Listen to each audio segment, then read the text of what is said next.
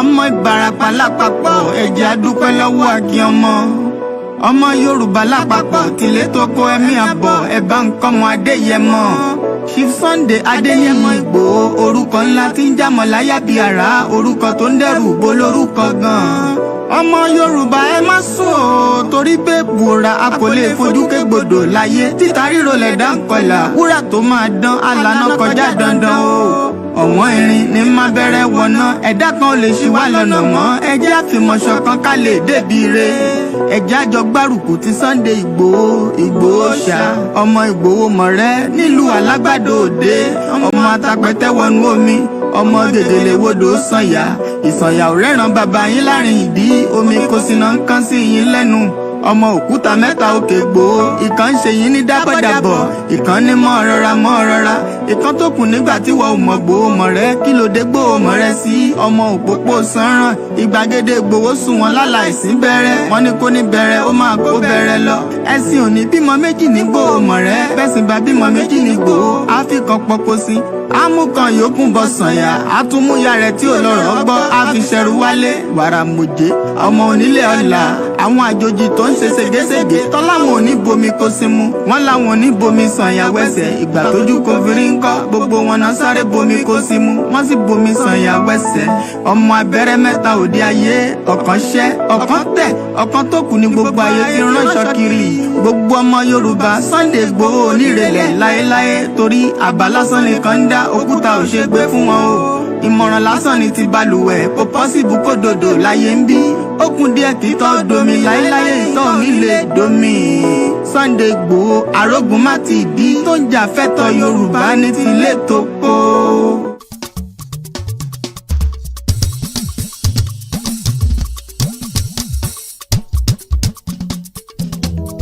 Ìgbà ọ̀tun ti dé ọmọ Odùduwà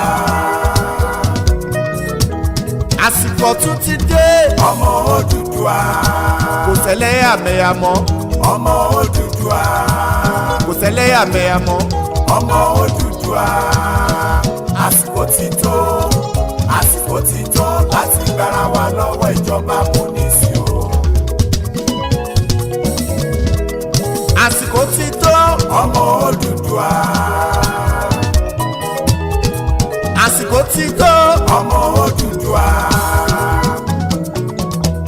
kò ṣẹlẹ́sìmẹ̀sìn mọ́ ọmọ Odùduwà àfẹ́lẹ́yàmẹ̀yà mọ́ ọmọ Odùduwà àsìkò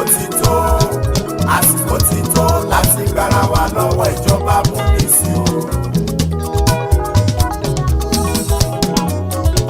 ọmọ Odùduwà rìpọ́blìkì asọ̀wásọmọ asọ̀wásálàfíà àìkúbalẹ̀ ọ̀rọ̀ àfẹ́lẹ́yàmẹ̀yàmọ́ àfẹ́lẹ́sìmẹ̀sìmọ́ àwọn ìjọba wa ara wọn nìkan náà jà fún ẹ jẹ́ ká jọ gbé rìpọ́blìkì láwùjẹ Odùduwà rìpọ́blìkì ẹ jẹ́ ká jọ gbé lárugẹ kó lè san wá sówó kó lè san wá sọ́mọ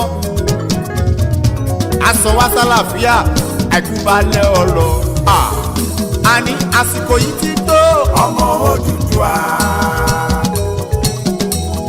àsìkò yìí ti tó sẹ́ ọmọ Odùduwà àfẹ́lẹ́yàmẹ̀yà mọ́ ọmọ Odùduwà àfẹ́lẹ́yàmẹ̀yà mọ́ ọmọ Odùduwà àsìkò ti tó láti gbára wa lọ́wọ́ ìjọba amúnisìn o. ẹ jẹ́ ká dúpẹ́ lọ́wọ́ àwọn gbogbo àgbààgbà Yorùbá látòrí emeritus professor Banji Akintoye comrade mi ń kọ́ Victor Taiwo olóyè Sunday Ìgbòho ẹ bá mi tọ́jú bàbá tèmi ààrẹ Gani Adams àti gbogbo Yorùbá akíkanjú ọmọ Yorùbá tó wà lókè òkun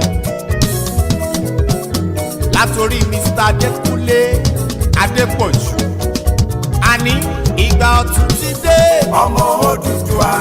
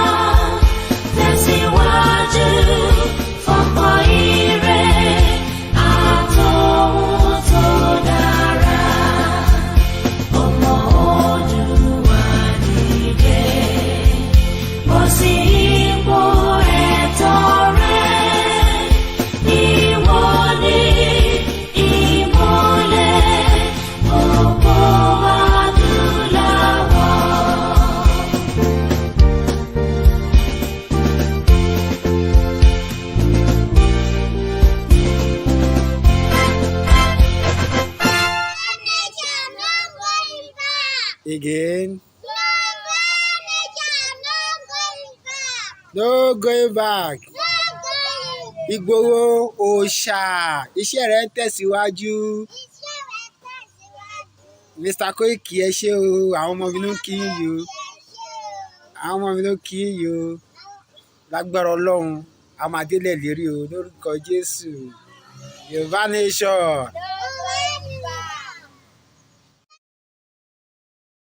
And a very good evening and welcome to KOKIMEDIA Live. 9:42 p.m. local time from London. Emma Bino, Comrade Plan B. Moshe July Penny. So Emma Bino, we are running late. So the podcast might go into a bit late tonight. Emma Bino, I apologize for a follower as well. That's why I don't want to like to give time by in my jade, because Tivati sọ pé time by timba lọ jáde èèyàn ti di òpùrọ́ nìyẹn. Ẹni tó bá dẹ̀ ti ń purọ́ wọn náà máa fẹ́wọ́ díẹ̀díẹ̀. Ọlọ́run máa sọ wá di òpùrọ́. Ẹ má bínú ẹ̀yin lólùfẹ́ wa. Ẹ jẹ́ n kọ́kọ́ kí ìyá tó bí mi lọ́mọ. I just spoke to her and just before I started the program some few minutes ago. She's doing her own little bit by making sure that this Ramadan, just as so many people will be doing, ìtòlùkálùkù wa bá lè ṣe ní ìwọ̀nba kéékèèké tá a bá lè ṣe, ẹ jẹ́ ká ràn àwọn èèyàn lọ́wọ́. Ẹ jẹ́ ká ṣe voluntary tí Ramadan ní ká ṣe. Àwa tá dẹ̀ ń jẹ ọ̀sán náà, ẹ má yẹ ká máa jẹ níṣojú àwọn èèyàn. Ẹ jẹ́ ká máa dọ́gbọ́n jẹ ni, ká má máa jẹ́ pé èmi rè ẹ rí mi, èmi rè ẹ rí mi. Mo lọ bẹ́ẹ̀ mo kí gbogbo ẹ̀yin èèyàn wa, mo kí bàbá wa Kúnlé Usman. Ó ní I am happy to always be hearing good news from you. A máa dúpẹ́ pé èyí tẹ̀ láìkí pé ń gbọ́ good news látọ̀dọ̀ wa. Some does not like what we do. Prince Adeola, mo kí gbogbo àwọn Koiki Media team, àwọn nigi lẹ́yìn mi tí ẹ bá ń gbọ́ Koiki, ẹ support wa. Mo ní kan náà àwọn ọmọ wa kan fẹ́ ṣe ìyàwó. Òun dẹ̀ ní gbòógì èèyàn wa nílé. Àǹtí mi mo tẹ̀tí get back sí wọn. Ẹ̀yin lẹ̀lẹ́ ní tá bá ti nídìí nǹkan ká máa bá yín sọ. Introduction ẹ̀ máa wáyé ní weekend yìí. So we are doing what we can do so that káwa náà lè support ẹ̀. Bẹ́ bá ṣe ń support wa, àwa náà lè máa tọ́jú àwọn tí wọ́n bá wa ṣiṣẹ́ nísàlẹ̀.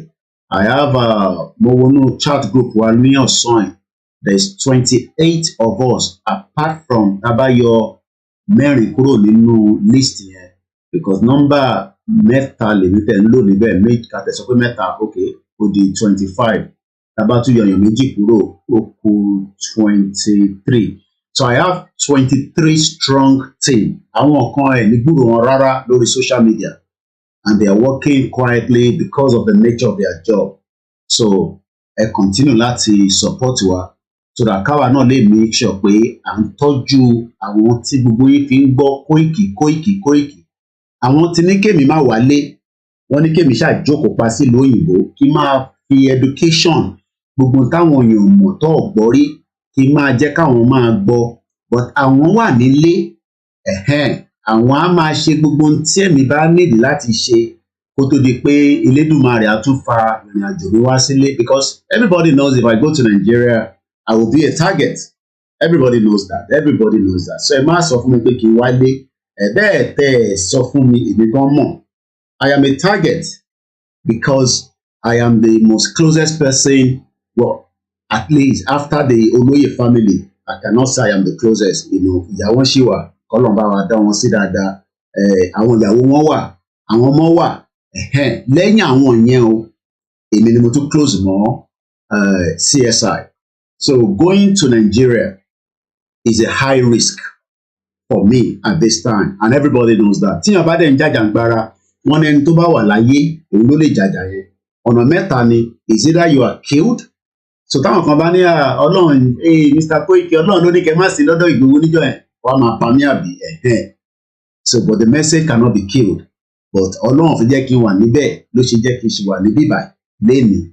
Because tó bá jẹ́ pé mi ni mo wà nílé pẹ̀lú wọn níjọ́ yẹn, Koiki lélẹ̀ pam, ọ̀tọ̀ olúwẹ̀ lọ nìyẹn, and the rest will be history.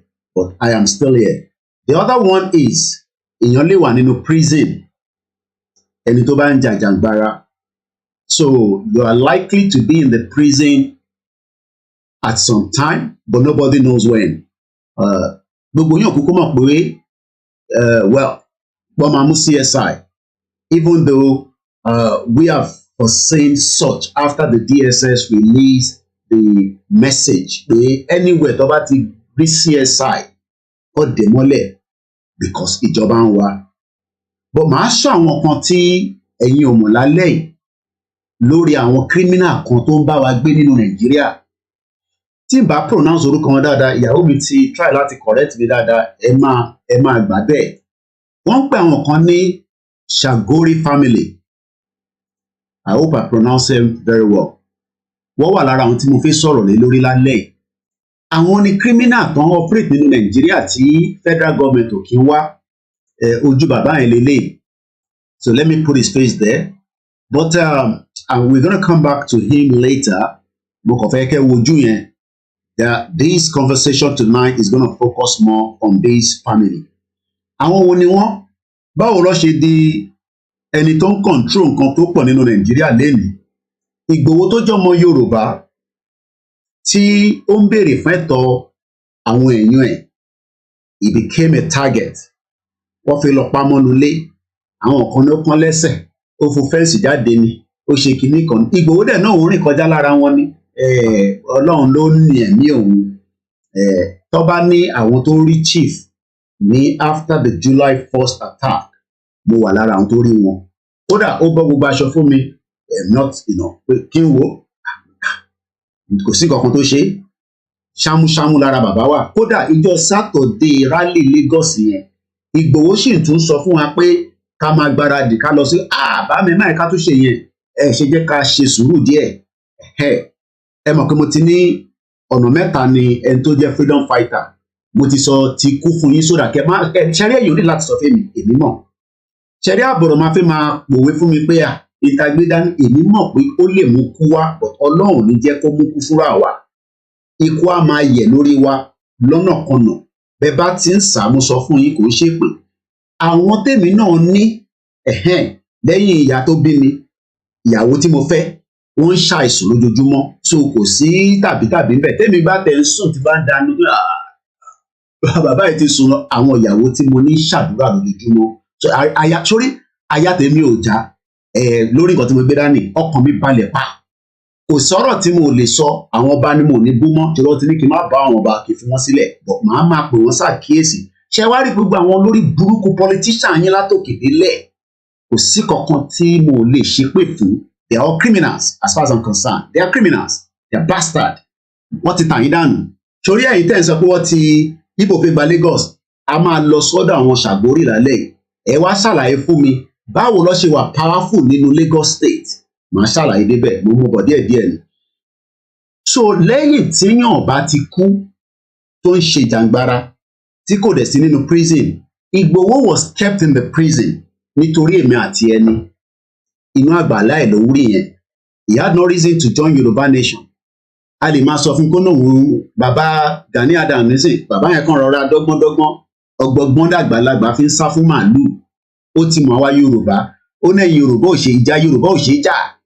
He controls a lot. He is the Ààrẹ Ọ̀nà Kakanfò. Mo pe mo pronounce it dáadáa. He had a lot of about 5,000 strong OPC. Tó yẹ pé gbogbo wọn lè máa dira dáadáa. Àwọn kan máa wà nínú wọn tó yẹ pé gbòógì ni wọn. Àwọn náà ń gbọ́ wa.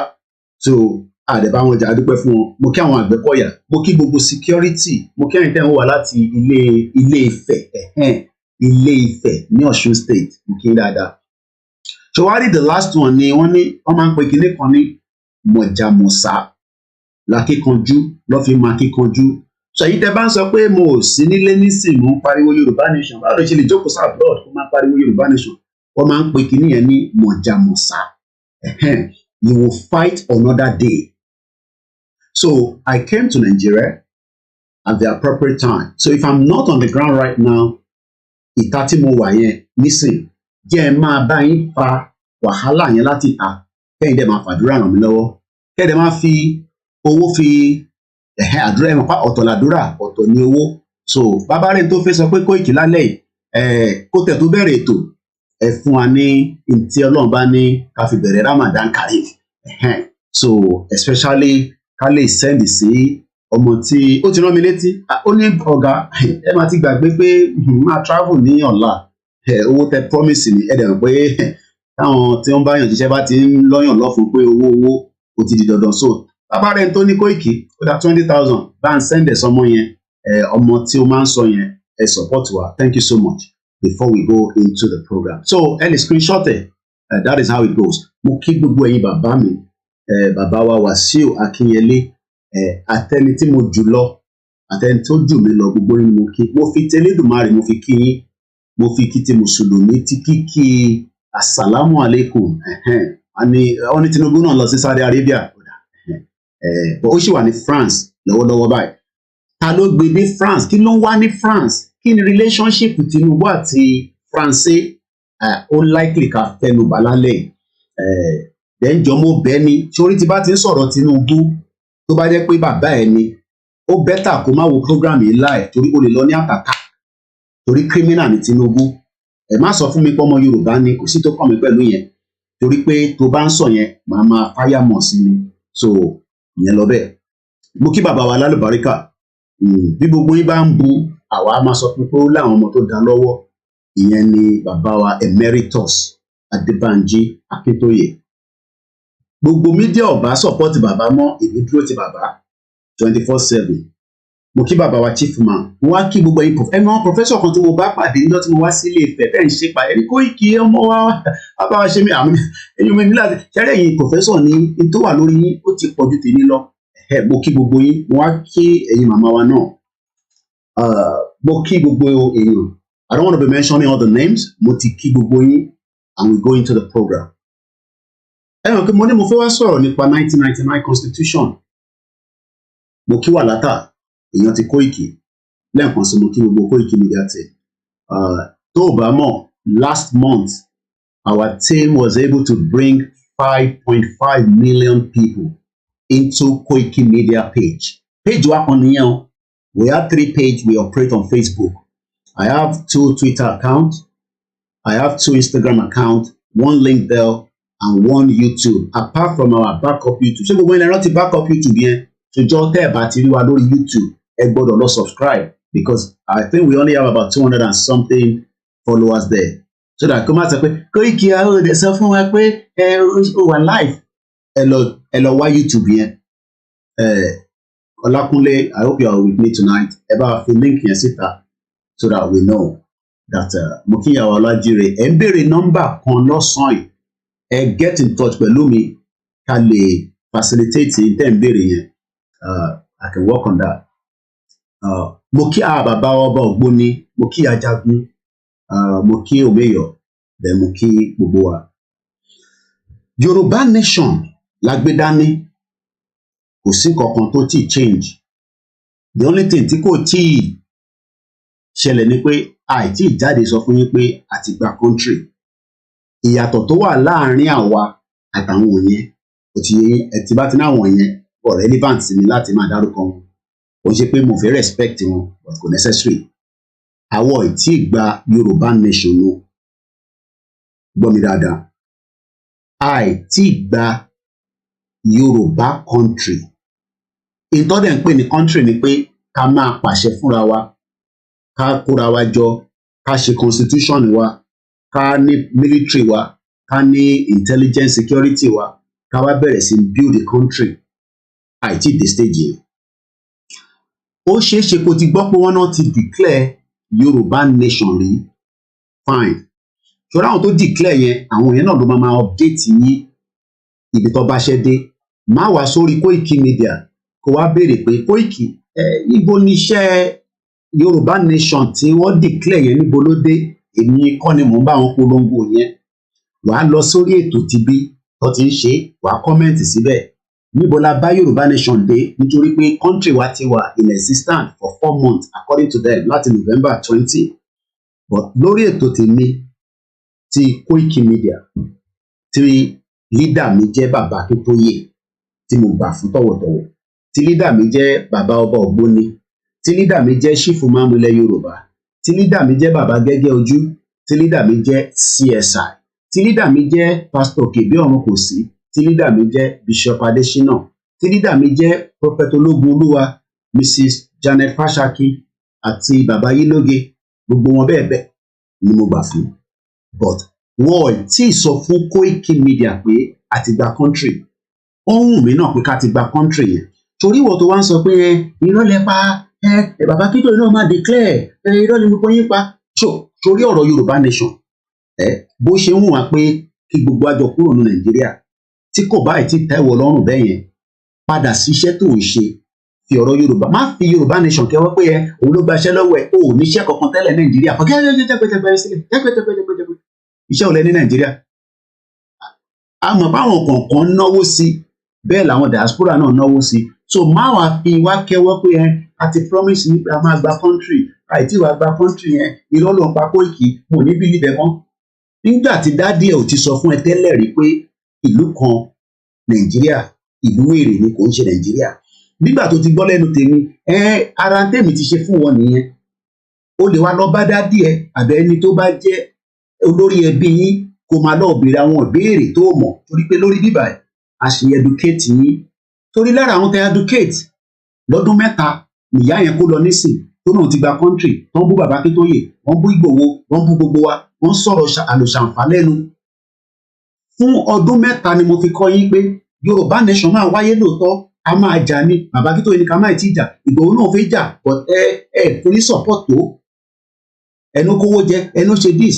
So tí o bá wà satisfied mo bẹ̀ torí Elédùmarè má tẹ̀ gbọ́ program kankan mo tó bá gbọ́ mama ní àkàtà torí oríṣiríṣi lólúkálùkù ń sọ bọ̀ lórí ti Koiki Media ní aago 10 ó fẹ́ lọ lù ó kù 2 minutes lẹ́ni Thursday 23rd tí àwọn mùsùlùmí wọ́n like ìjọ Monday gan wọ́n dẹ̀ like ìjọ Thursday ó ní significant message spiritually bẹ́ẹ̀ làwa Yorùbá náà ní spirituality wa bẹ́ẹ̀ ni Kristẹni náà ní tiẹ̀ má dá sọ̀rọ̀ Yorùbá nation mọ́ for now torí Yorùbá nation ó dàbí o lè sọ pé bọ́lẹ̀ kájà ọ̀hún tó bá ń lọ láti Àlímọ̀ṣọ́ tó bá máa fi dé Ìkẹjà lọ́hùn wà ló fẹ́ bọ́lẹ̀ o lè máa bá lọ sóṣòdì so for now àìtí gba country wa mo kí gbogbo wa lẹ́ẹ̀kan sí kò ní bàjẹ́ fún ẹ ní Miami.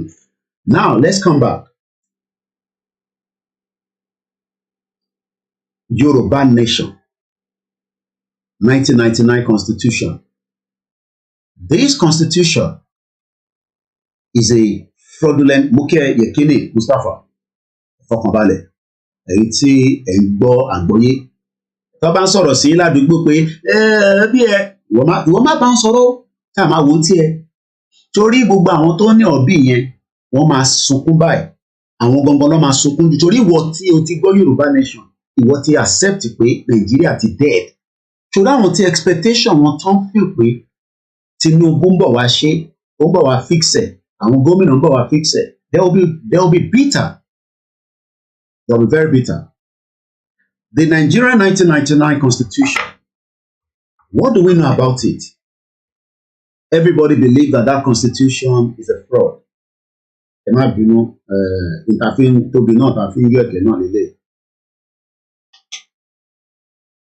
Àwẹ̀ ṣáà ti tán, ìjàlè kò ṣáà ń ṣọwọ́ sùn lélẹ̀ tí mo gbé nǹkan dẹ́nu ẹ̀ Koiki ó gbà wẹ̀ òtẹ́ tó lè mọ̀ bí mo gbà èmi nìkan ló kù sí lẹ́nu ìyàwó mi èyí kárú bẹ́ẹ̀ ń ṣẹ̀yẹn nísìn ìwọ bàbá ìgbọ̀n wálẹ̀ pọ̀.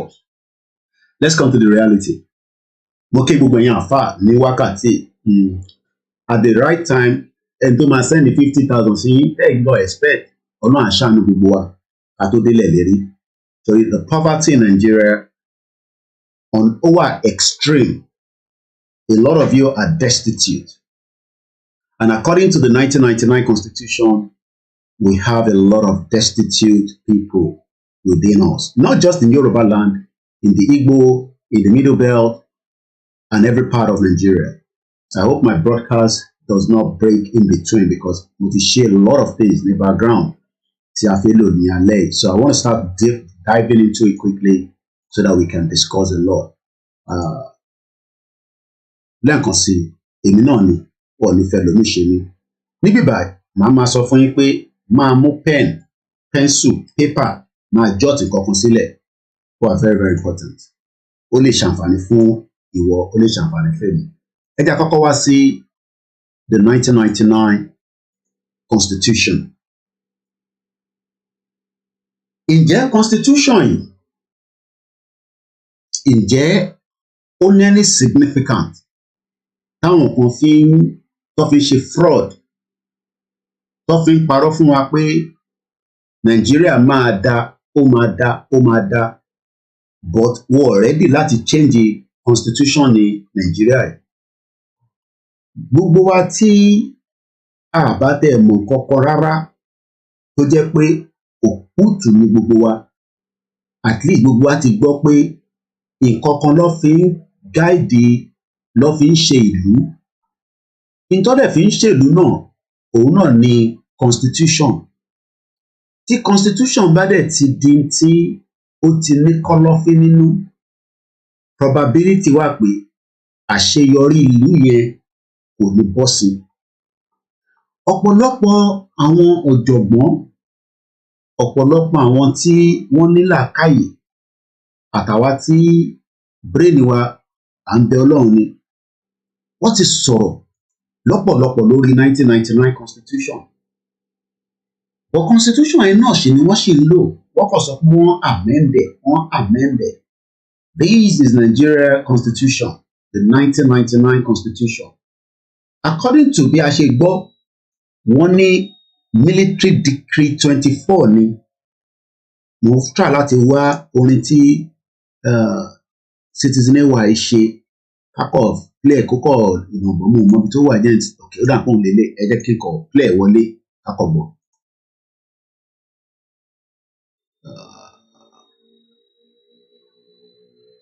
Okay, all right, I think I've moved it.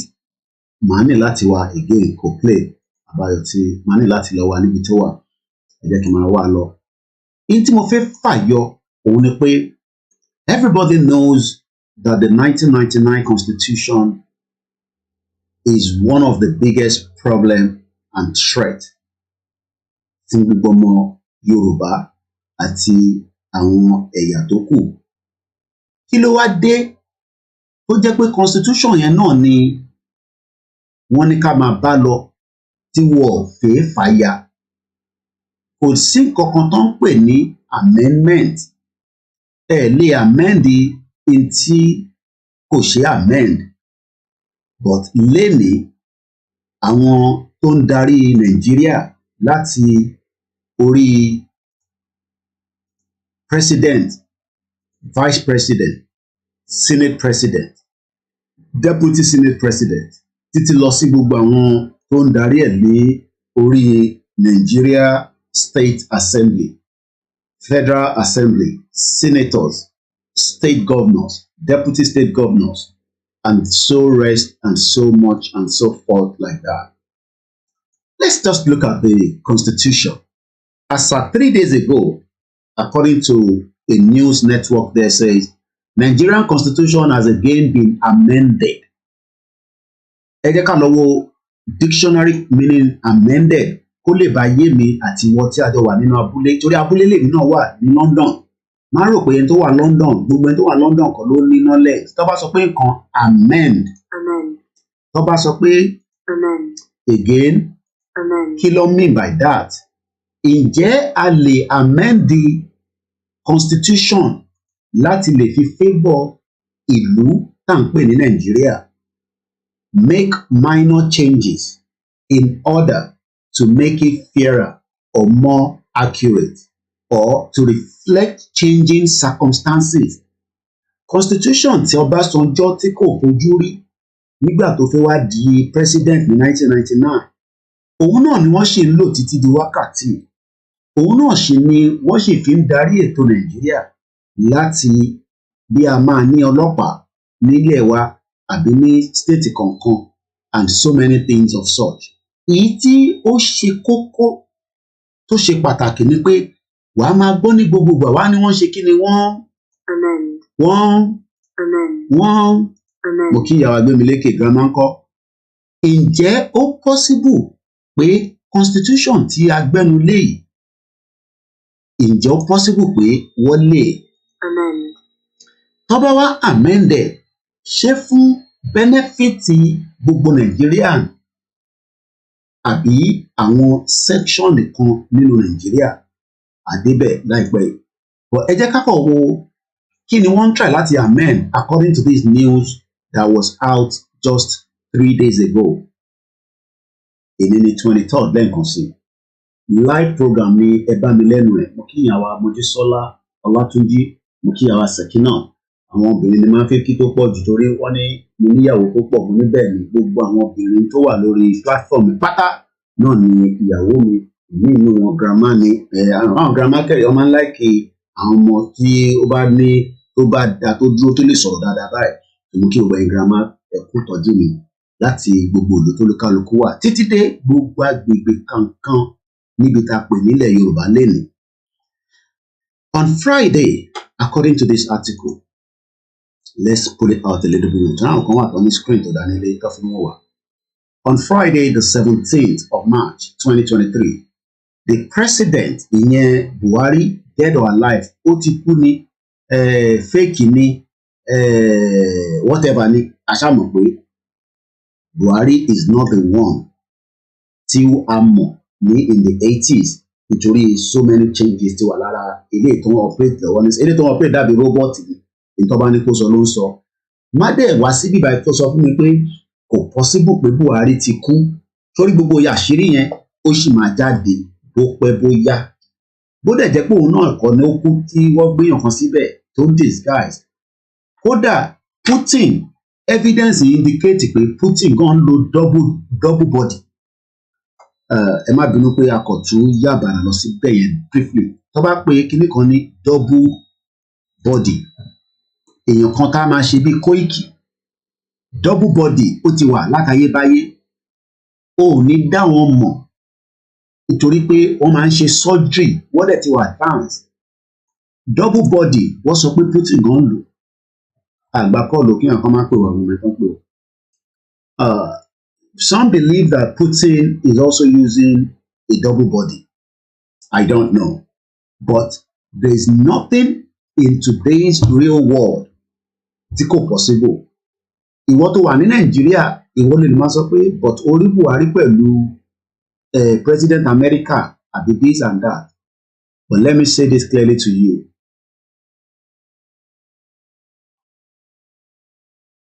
Buhari can be a double body or not.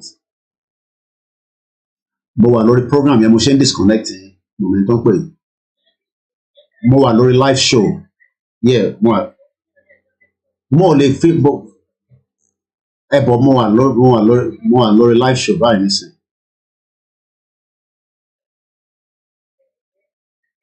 Ẹ send voice my pick. All right. On emergency, I might be doing so Bishop Solo. So Buhari that is there could be a body double. Buhari gangan lè wà ó ti ní dementia ó má lè wà active. Ta ni téèyàn kan wà ń bẹ tó ti ń disturb wa ta nìyẹn tó mo ti rí message kan ta ló ń jẹ́ Kensu kí ló ń sọ jẹun wá sẹ́yìn ìgbòho ti jáde. Who is Kensu? Okay, I'll keep that comment with close eyes. More the comment any here. But whoever is that, somebody, your attention has been brought here. Can Kensu? Onitiri has started again on the Filema or Master Yesile or Ferro Yesile. And you can focus. And the commission to face I might can't go stress you anyway. Okay, I didn't know that was what you were saying. I can focus during that and discuss me.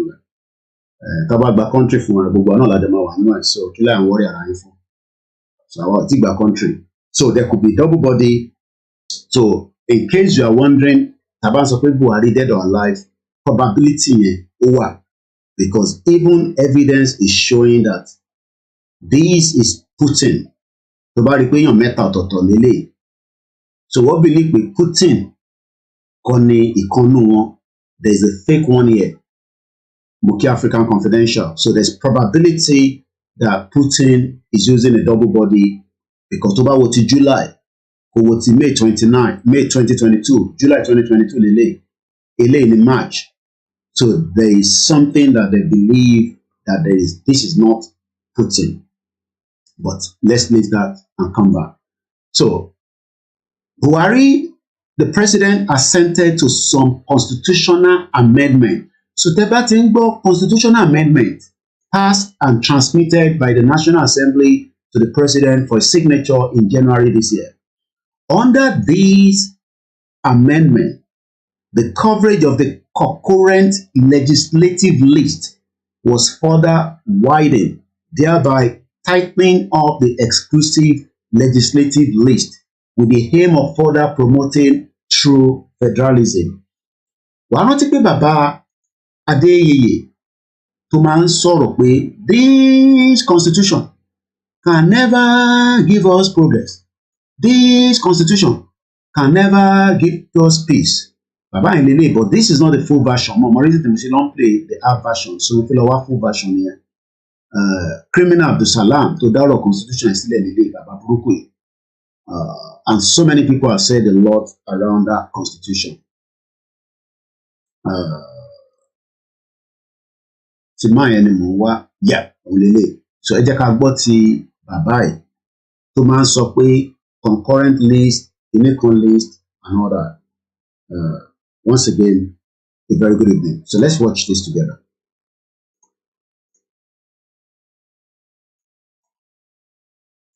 The credo of our republic. It says unity and faith, peace and progress. The truth is, whatever a man sows, the same he will reap. And that goes for a family, that goes for a tribe, that goes for a nation, and that goes for a multinational republic such as Nigeria. When a nation or republic cannot keep faith with justice and with the truth, it will never achieve unity. It will never achieve peace. And it will never achieve progress. Mr. President, sir, one of us quoted from this constitution and went ahead to make prescription for how to move forward. I dare to tell this nation today that this is the problem. This constitution can never give us progress. This constitution can never give us peace. This constitution can never give us unity. And unfortunately, most of us in this National Assembly, we don't have the spine to face what we need to keep this republic to have peace and progress. What do I mean? This constitution has 68 items. 68. Okay, ẹ má bínú mo ń gbọ́ mẹ́sẹ̀gì ìyàwó àti wọn urgent ni ìdàgbọ́ urgent but I'll do that. Ẹ rí pé máa yín sọ̀rọ̀ nípa concurrent kinní kan ṣé gbogbo kinní yẹn ó lè má yé a layman but tá bá lọ wo tí wọ́n ní wọ́n try láti amend at least ó ń sọ nípa concurrent legislative list. Just for understanding, let's go and look at tó bá sọ pé nǹkan concurrent legislative list kí ló mean fún a layman.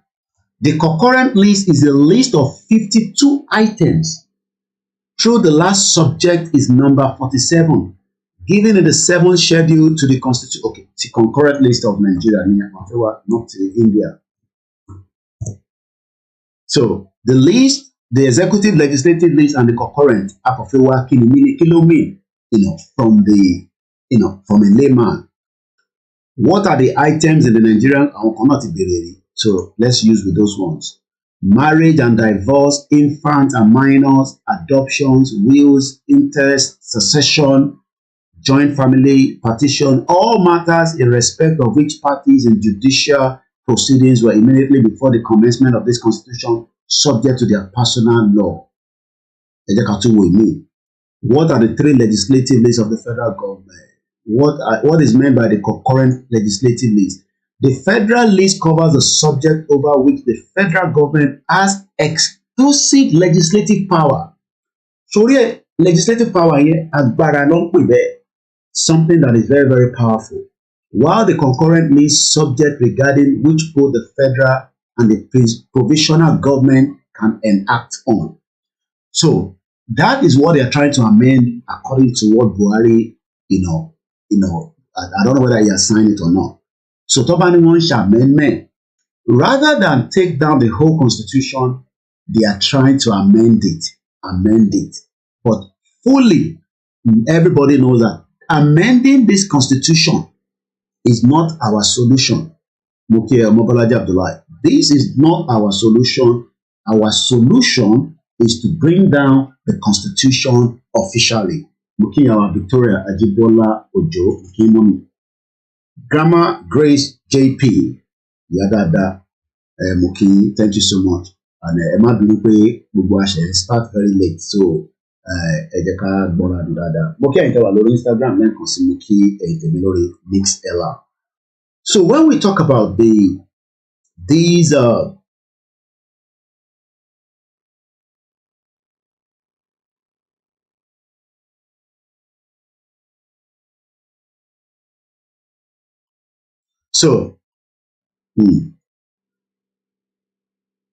Emma Binu, like I said,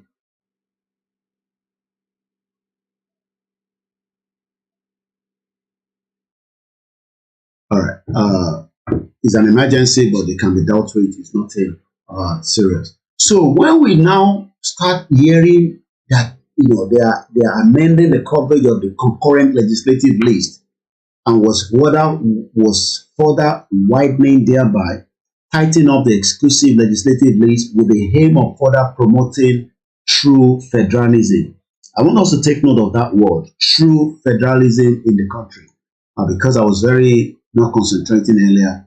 So let's just take it one more step back. Let's listen to, this was a former senator from Osun Central, Ejagbon Kotoso. Says unity and faith,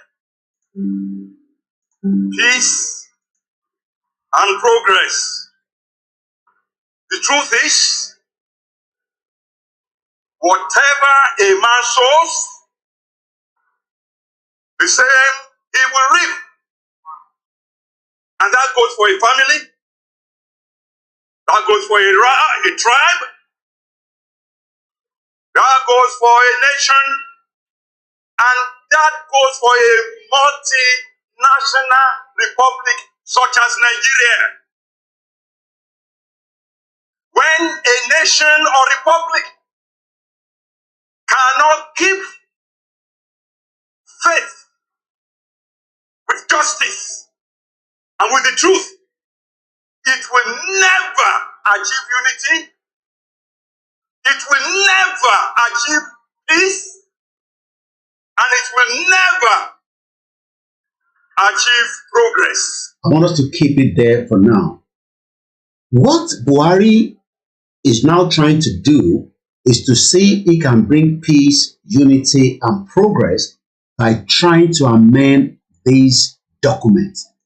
This is the document that binds every one of us together, known as the 1999 Constitution. But this Constitution is not giving us peace, unity, even though we are told that we are practicing federalism in Nigeria, true federalism. But everybody knows that that is all lies. There's nothing like true federalism.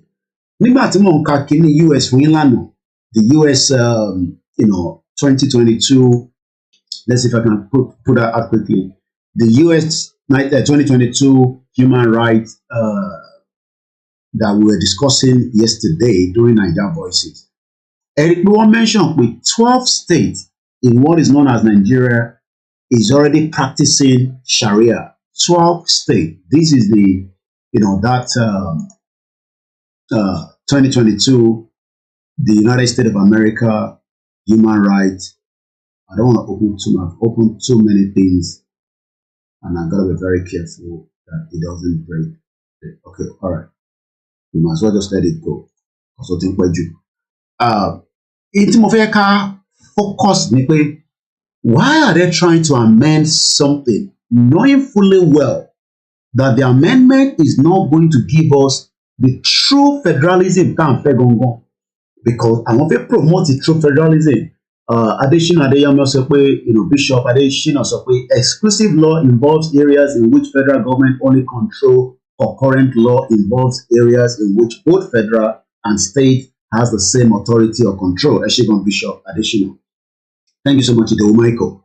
Let's go back now to the executive legislative list. Executive legislative lists are those list items that only the federal government has the power to legislate on. Those ambits that are reserved exclusively for the federal government. For example, currency printing in federal government nìkan ló ní right láti print owó. Ẹ rí pé ọ̀rọ̀ minting and redesign yẹn was a big problem. Military mobilization wọ́n tí bí gómìnà kankan dá nílẹ̀ Yorùbá kó sọ pé òun kò fi kó military jáde. It is in the hands of the federal and the etc. While the concurrent lists are those lists and items that both the federal government, ìyẹn federal ti Abuja, àti state governor ní nílẹ̀ Yorùbá, Ṣèyí Mákindé ni, Sanwó-Olú ni, Dàpọ̀ Abíọ́dún ni, Akẹ́tì ni, àti bẹ́ẹ̀ bẹ́ẹ̀ lọ, àti Abdul Fattah, àti Adeleke, and the rest as well within other 36 states. What they cannot do is wọ́n lè ṣe anything nínú state wọn pé irú ìbàdàn ni wọ́n mine ní Ọ̀ṣun state. Ìdí tí wọ́n ṣe mine ni pé because àwọn kan ti gbàṣẹ lọ́wọ́ federal, so power federal yẹn ló ń lò. Tíyàn bá dẹ̀ ti gbé power federal wọ state, ó máa nọ́ọ̀kì gómìnà tó wà níbẹ̀. Fair enough, bí a ti Tinubu bá bẹ̀rẹ̀ project ẹ̀ á favour àwọn state governor tó jẹ́lẹ̀ Yorùbá, but in the long run kò lè ṣe kankan in the sense that pé tó bá di after 8 years, 10 years, that's if they're still in Nigeria, which I pray they will not be in Nigeria before then.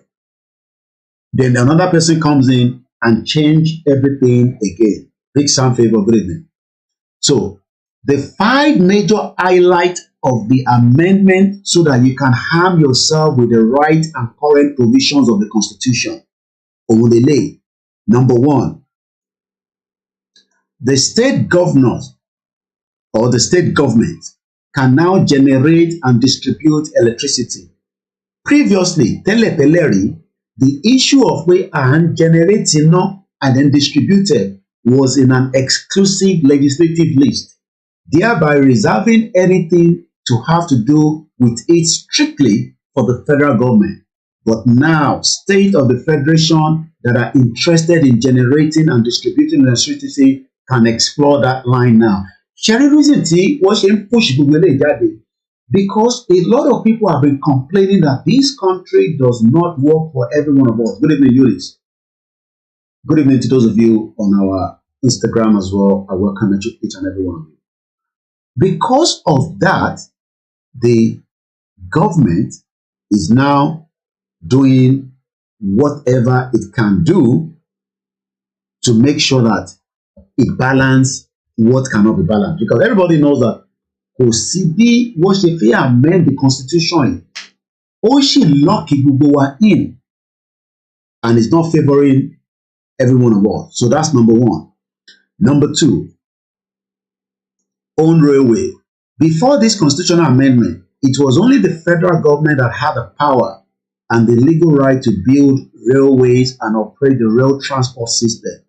But now, states who deem so fit and are capable can build railway networks and operate it within the state. It should be noted that if the railway operates interstate, it then falls under the jurisdiction of the state government. But in as much as the rail network operates intra-state or within the state, it is still within the jurisdiction of the state government. Until èmi ni pé bí Sanwó-Olú ṣe ń try láti ṣe train sí Lagos State nísìnyí tí Fáṣọlá bẹ̀rẹ̀, as long as tẹ́ jẹ́ pé train network yẹn within Lagos State ló wà, tí Lagos dẹ̀ ní owó ẹ̀ ó lè ṣe. But ìbéèrè tí ẹ kí abira wa ní sí ni pé tí Ondo State náà bá fẹ́ ṣe rail network láti local government kan sí local government kan, gọ́vnà yẹn á wá lọ sí ìta, á ní òun fẹ́ lọ gba owó, á lọ gba owó yẹn, á fẹ́ fi ṣe project yẹn, whether ó ṣe project yẹn àbí kò ṣe. But in the long run, mo kí ìyàwó Sherifat Àgbàbí Akàbọ̀mọ́, in the long run, we know that it is not going to work in the sense that the money tí wọ́n máa lọ yá yẹn ó máa fọ́ padà sórí state. But tó bá jẹ́ pé Yorùbá country la dá wà, a nídìí láti ṣe lọ wá owó kankan níta because we have what it takes in terms of the resources láti fi generate irú owó yẹn. A lè ní kí wọ́n wá bá wa build it, but a ní relationship tá a máa ṣe ìyẹn lọ bẹ́ẹ̀. Let's go to number 3. The president-elect and the governors-elect henceforth, as a matter of constitutional requirement, is to appoint his cabinet not later than 60 days after the sworn into office. Ẹ rántí pé ìgbà tí Buhari débẹ̀ ní 2015, for months and months and months, Buhari refused to bring a cabinet. Àwọn ènìyàn àbí èdè mú bàbá yìí. Kí ló dé tí Buhari ò fún wa ní minister? Bishop Adesina went ahead to say 1999 constitution gave 85% numbers of control in the exclusive list and gave 13% to concurrent list, remaining 2 for residual list. That was the reason Obasanjo asked for consolation of the local government. Wọ́n fọ́n rán mi létí pé 6 months ni Buhari ò fi fún wa ní minister kankan. Bó ṣe wá rán ní government yẹn fún 6 months, òun àtàǹjọ́ lọ́jọ́ rán ẹ̀. Let's go back to Senator Adeyeye one more time. Mr. President, sir, one of us quoted from this constitution and went ahead to make prescription for how to move forward. I dare to tell this nation today that this is the problem. Okay, so tí bàbá yìí bá ń sọ, mo kí ìyàwó Sarah Oyèlọ́wọ̀, mo kí Ògidì Olú TV and the rest of you that have joined.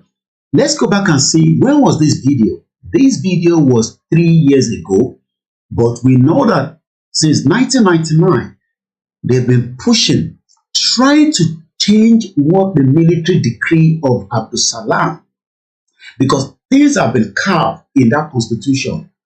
And when we look at that constitution, let's look at the table content. Preamble, Chapter 1, General Provision, Part 1, Federal Republic of Nigeria, Part 2, Powers of the Federal Republic of Nigeria. Mo fẹ́ ká lọ wo powers yẹn, irú agbára wo ló ní. So let's take a look at it. The Constitution is supreme, and its provision shall have binding force on the authorities and persons throughout the Federal Republic of Nigeria. The Federal Republic of Nigeria shall not be governed, nor shall any persons or groups of persons take control of the government of Nigeria or any part thereof, except in accordance with the provisions of the Constitution. How many people believe this nonsense? Maybe we'll start diving a little bit out of the Constitution, because it seems that there are some people tamanpe ní kaba. Àwọn ṣé kaba yẹn ṣé spirit ni wọ́n ni, ṣé èèyàn ni wọ́n ni, ṣé àjọ̀run ni wọ́n ni, ṣé ìlú ni wọ́n ni, irú àwọn èèyàn wo nìyẹn? are we sure that Nigeria Constitution that told us point blank that the Federal Republic of Nigeria shall not be governed, Tobanikan shall not, we could possible, but are we saying that lately, in 2023, that Nigeria is still being governed from inside Nigeria? Let's go further. The Federal Republic of Nigeria shall not be governed, nor shall any persons or groups of persons take control of the government of Nigeria. Are we sure that they've not taken control of Nigeria? How many people think that they've taken control of Nigeria? How many people? In your middle of Koiki, I think the country has been taken, or the country has not yet been taken. Moki Idowu John, Moki Honorary Baba Bolarinwa, Moki Egbomi Akim Adiorazak, Salam Samsudin Tawhid, Eric Olushola Abe, Babatunde Olawale, Ezekiel Omoni, Tafik Kenny, Ogutade Muiba, Moki Momiwa Ekaboma, Sunday Adebanjo, and Gabriel Oluwole, Ikole Oluwole Kende. Okay, once again, Moki 18, Etidara Pomoa. So now, my question is, in your mail, lo feel pé ní Nigeria tèmi o, ìtàlọ́tún control. How many people think that Nigeria is being controlled from outside? In your mail, lo feel pé Nigeria tí èmi o, ìtàlọ́tún control. How many people think like that? Once again, a very good evening and welcome to those of you that have joined us from around the globe. How many people think that Nigeria of today is being controlled from outside? The Nigeria tí ẹ̀ ń wò yìí, torí òmùgọ̀ ẹlòmíì tó jẹ́ ọmọ Yorùbá tí kò mọ ẹni tó ń jẹ Nigeria, that Nigeria is being controlled from outside. Let's go further into the Constitution before I move into these individuals. Look of a funny snake of the Chagoury brothers. Ronald Chagoury, born 8th of January 1949, is a Nigerian businessman, the co-founder with his billionaire brother Gilbet Chagoury and the CEO of Chagoury. Eco Atlantic is owned and controlled by the Chagoury brothers, and the same people. This man has been indicted in so many criminality. He was born in Nigeria, had connection, and as I say him there, we're going to talk about him tonight. From intelligent report, Gilbet Chagoury actually made the medical arrangement for Bola Tinubu to France. In relationship more, Omo wo ni Gilbet Chagoury, even though he's a Nigerian, because he was born there, but his root is from Lebanon. Tí bá sọ fún yín pé Igbo tẹ́ ń dì mú, tí sọ àwọn olè tó di Nigeria mú, tó jẹ́ kí a fọ́ lórí ká béèrè pé ta ni relationship wo ló ní pẹ̀lú àwọn Yorùbá ọba àti individual. We're going to come back to that later, but I just want you to have, that is the person we're going to be talking about. Chagoury, inside investment portfolio of top 10 international family investors in Nigeria, Mr. Gilbet Chagoury. He is the chairman, Chagoury Group, who, with his younger brother, Mr. Ronald, ìjọmọ̀ tẹ́lẹ̀ rí pé àwọn ni wọ́n tún control ìtànpé ní bọ̀bọ́ ilé Ronald Chagoury Jr. Òun ló ń control South Energy Nigeria Limited. South Energy Nigeria Limited. So this is a project that they are controlling and they are planning to build in Lagos State. These are the criminals. Their names have been mentioned in the Pandora paper. Nobody's talking about them. The Yorubas are not worried about the Chagoury. I think we are more concerned about the Igbo Fibalewa. Okay, that's fine. But táwọn Chagoury bá control ilẹ̀ wa, kò matter. They can take every part of Lagos State and turn it. Wọ́n gbé omi, wọ́n dá omi padà, wọ́n sọ di gbẹrẹfu, wọ́n fi build the project sórí ẹ̀, the Chagourys. Kódà Bill Clinton, wife, was indicted along with them at some point. Èmi kọ́ ni mo sọ bẹ́ẹ̀. When you look at this newspaper, Los Angeles Times, he was a billionaire who donated to the Clinton Foundation last year.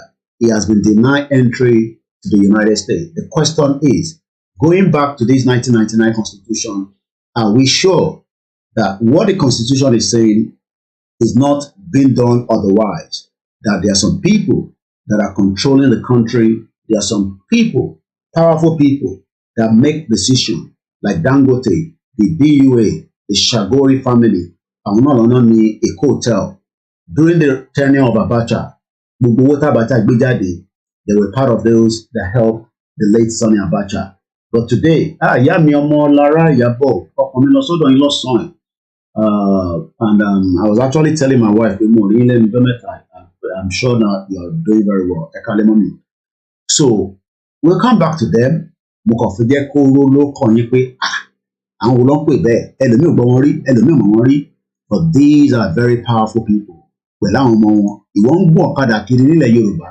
Ronald Chagoury, Èkó Atlantic, a new green and smart city, set to become a financial and business center in Lagos State. Ẹ̀yin ọmọ Lagos State jẹ́jẹ́ súnmọ́ bíbá dáadáa. Ẹ wá wo àwọn ọmọ Chagoury àtàwọn fámìlì wọn. Wọ́n ti gbẹ̀kọ́ mọ́ yín lọ́wọ́ tán tẹ́ẹ̀mù. Ẹ jẹ́ tètè máa pariwo síta torí pé à ń sọ fún yín pé àwọn kan ń jẹun jura wọn lọ, àwọn kan ní connection jura wọn lọ. Bọ̀bọ̀ tẹ̀ ń wò yìí is the junior Chagoury. Wọ́n filẹ̀ fáwọn ọmọ wọn, and these are the wealth generation tó máa dọ́dọ̀ tí wọn. Bí bàbá ẹ̀ bá kú, bàbá yìí ti dàgbà, àti family àti gbogbo wọn. Eventually we'll come back to them later. But let me focus first. They have been running things since the military era. Okay, Chagoury brothers are Abacha boys. Okay, no problem. We'll come back to them. Let's come back to the Constitution first. If any other law is inconsistent with the provisions of the Constitution, this Constitution shall be reviewed, and that law shall, to the extent of inconsistent, be void. Nigeria is one indivisible and indissoluble sovereign state to be known by the name of the Federal Republic of Nigeria. Carry that particular word is all part of why they are finding it difficult to allow the breakup of Nigeria. Because the breakup of Nigeria is going to open a new door. It's going to open a new way. It's going to give the Yoruba people, the Arewa people, all the different ethnic groups a better opportunity than these contraction that we found ourselves in the last 63 years. Nigeria shall be a federation consisting of state and the federal capital territory known as Abuja. There are 36 states in Nigeria, that is to say Abia State, Adamawa State, Akwa Ibom State, Anambra State, Bauchi State, Bayelsa State, Benue State, Borno State, Cross River State, Delta State, Ebonyi State, Edo State, Ekiti State, Enugu State, Gombe State, Imo State, Jigawa State, Kaduna State, Kano State, Katsina State, Kebbi State, Kogi State, Kwara State, Lagos State, Nasarawa State, Niger State, Ogun State, Ondo State, Osun State, Oyo State, Plateau State, Rivers State, Sokoto State, Taraba State, Yobe State, and Zamfara State. My question tonight is, why should we be part of each and every one of these states when truly Ogun State can have its own independent state? But rather than have an independent Ogun State, we lock all the Yoruba states together, which I can change my background so that you can understand CSI Mumbo Mafi Palasibe. These are beautiful states that can give us a country of our own. So when you look at my map behind me, you'll be able to see clearly that it has been carved already.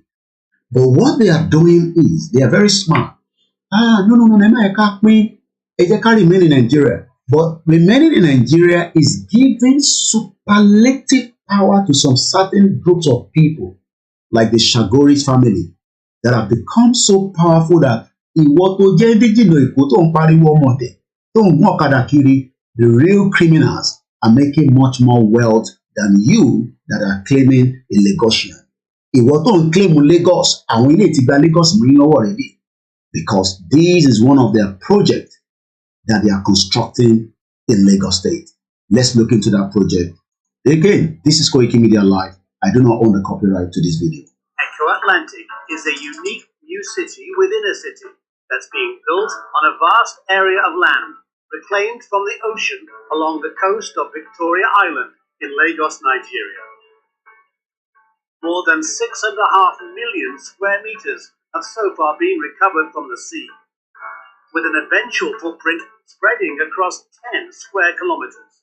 The bold vision it represents is uncompromising to become the future financial capital of Africa.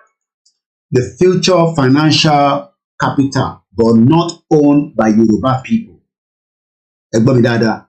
This financial capital has been foreseen by people that knows the value of Lagos State.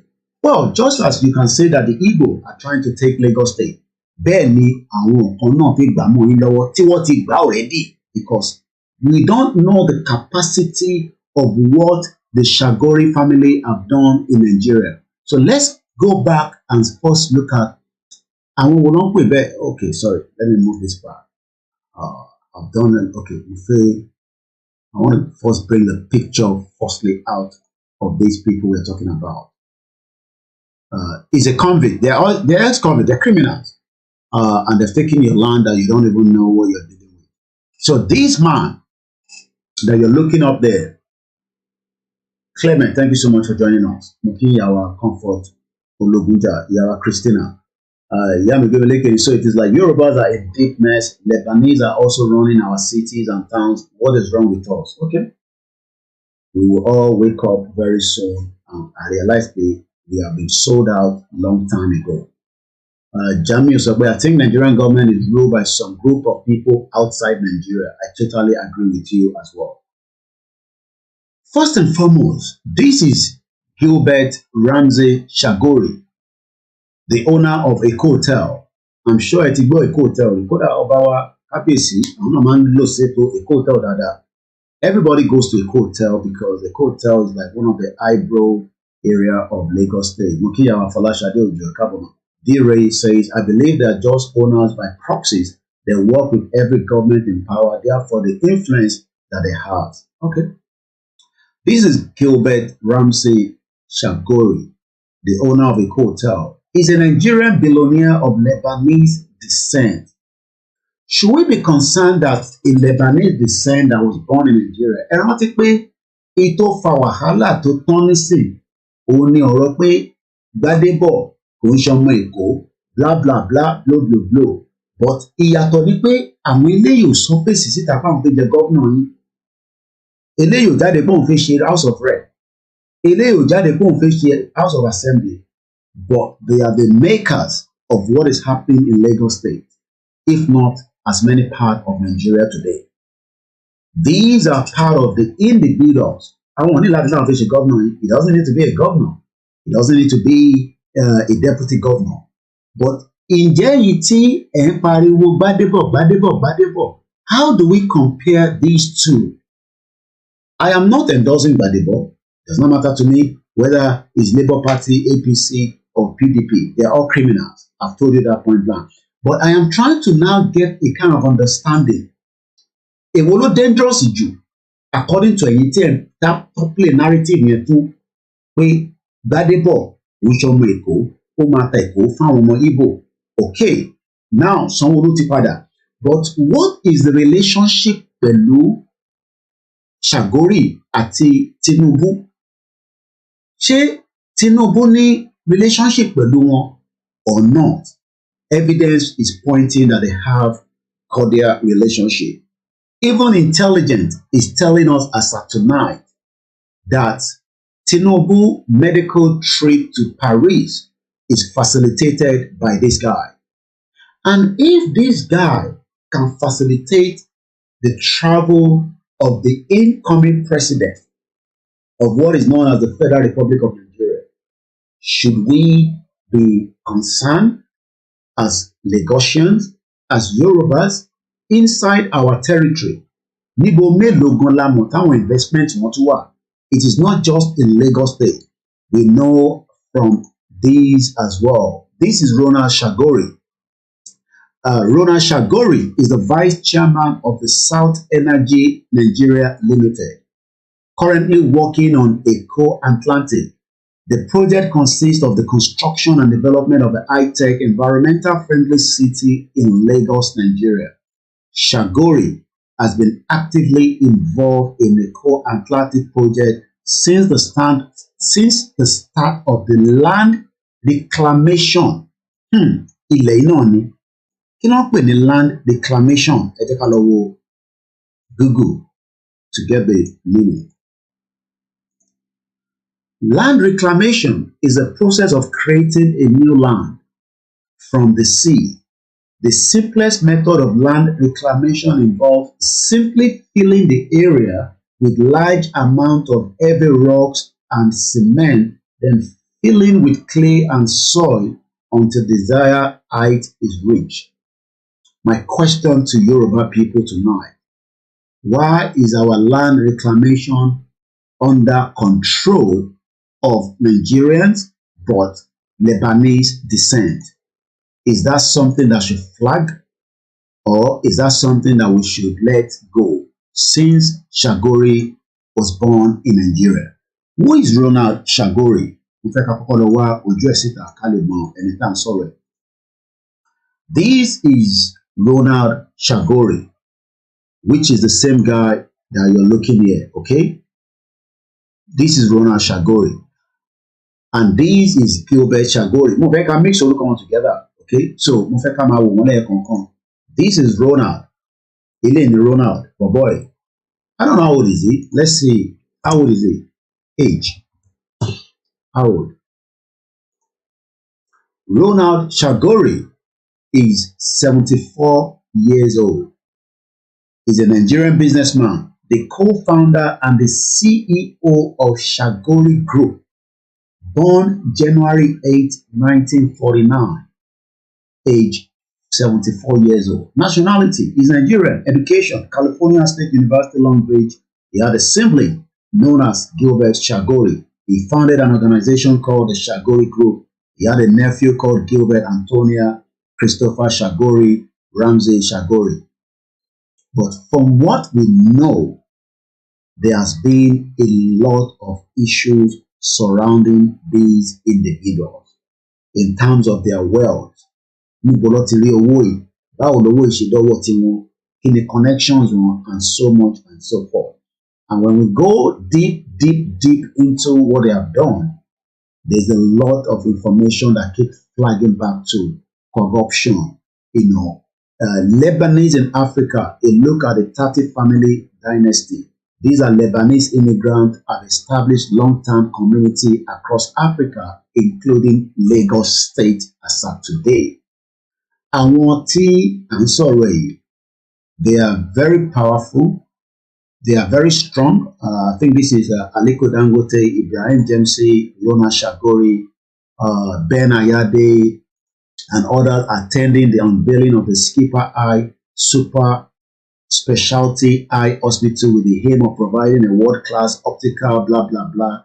And that is in there, with the Governor Ayade. You can see, hey, Dangote, you can see them there. So these are the people that are in charge. And what they want control, entirely control. Bolemi and Lebanese maltreat Nigerians in their own country. What I mean. But one thing I want us to focus on tonight is two things. The Constitution. Kí ló dé tí Constitution yìí fún agbára fún àwọn ìkan? But àwa tí a jẹ́ Nigerians, the Constitution is not giving us exactly what we want. I have talked about all the 36 states. I've mentioned their names. Each state of Nigeria named in the first column of Part 1 of the first schedule to this constitution shall consist of the area shown opposite thereto in the second column of that schedule. The headquarters of the governor of each state shall be known as the capital city of the state, as shown in the third column. So Abeokuta is the capital city of Ogun State. Akure is the capital city of Ondo State because ibẹ̀ ni governor wà, ibẹ̀ ni governor office wà, and so on and so forth. The headquarters of the governor of each state shall be known as the capital city of that state. The Federal Capital Territory, Abuja, shall be as defined in Part 2 of the first schedule to this constitution. The provisions of this constitution in Part 1 of Chapter 5 hereof shall, in relation to the Federal Capital Territory, Abuja, have effect in the manner set out thereunder. There is now what they called, there shall be 768 local government areas in Nigeria. Take note of that, 768 local government. Each of these local government, nínú ẹ̀ ní 33 wà ní Ọ̀yọ́ State, lára 768.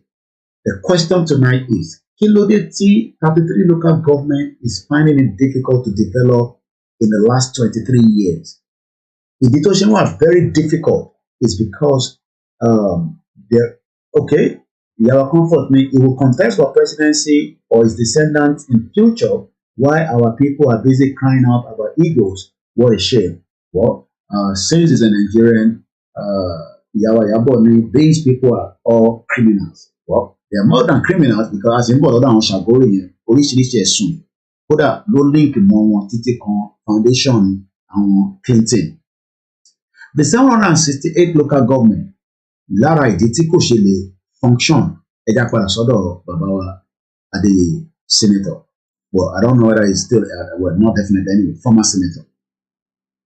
This constitution can never give us progress. This constitution can never give us peace. This constitution can never give us unity. And unfortunately, most of us in this National Assembly, we don't have the spine to face what we need to give this republic to have peace and progress. What do I mean? This constitution has 68 items. 68 on the exclusive list. Okay, in case tó bá mọ exclusive list here, let's go back one step back. We're talking about the exclusive list. So let's go back. The exclusive list. The amendment is part of what they're trying to now okay, Lagos State lè ṣe náà bí kódà èèyàn lọ ṣe náà Akwa Ibom ẹ̀yin ò lówó lọ́wọ́ but ẹ bá rí owó yá ṣe lè ṣe railway. The State Assembly and Judiciary now financial autonomy independence. This implies that they will henceforth receive revenue allocation directly from the federal government allocation account. There has been a lot of problems lórí pé kí owó tí local government ní ẹ̀mọ̀ká sọ pé lẹ́ẹ̀kan pé we have 768 local government. Ìdí tí wọ́n ṣe function ni pé owó local government àkọ́kọ́ dọ́wọ́ governor yín á lò fún nǹkan tó fẹ́ lò fún ajá díẹ̀ wá sísàlẹ̀ ìyẹn lọ bẹ́ẹ̀. Renaming of the Nigerian Prison Service to Nigerian Correctional Service and devolution of powers for correctional service. State government can now establish and operate their how many people know that prison is a lot of money abroad? It's a big investment. How many people know that? That prison services only might generate owó fún wa. How many people know that? Let's look at a country like UK here. Prison services. UK. Prison, HM prison service.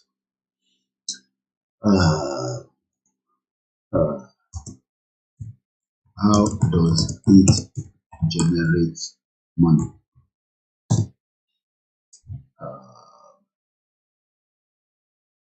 who fund HMPPS. HMPPS is an exclusive agency sponsored by the Ministry of Justice, supported by 3 agencies and public bodies. Let's go further. So let's go and look at this. If things are done in a civilized society, trust me, no. Let's do it this way.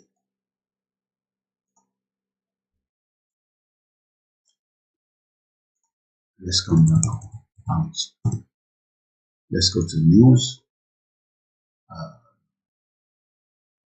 Blah, blah, blah, blah, blah. Get a grade more. Just see if we can find anything. If not, we'll move forward quickly. But definitely, prison is a private business.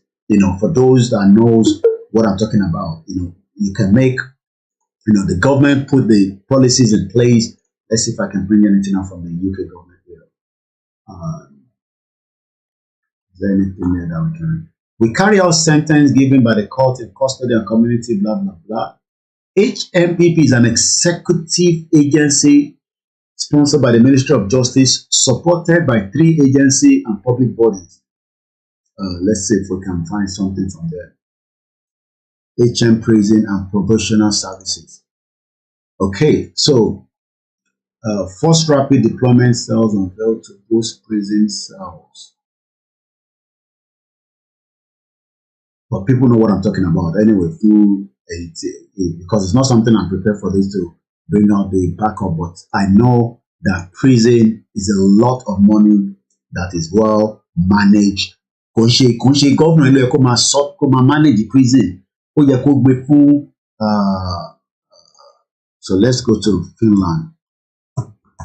Finland prison.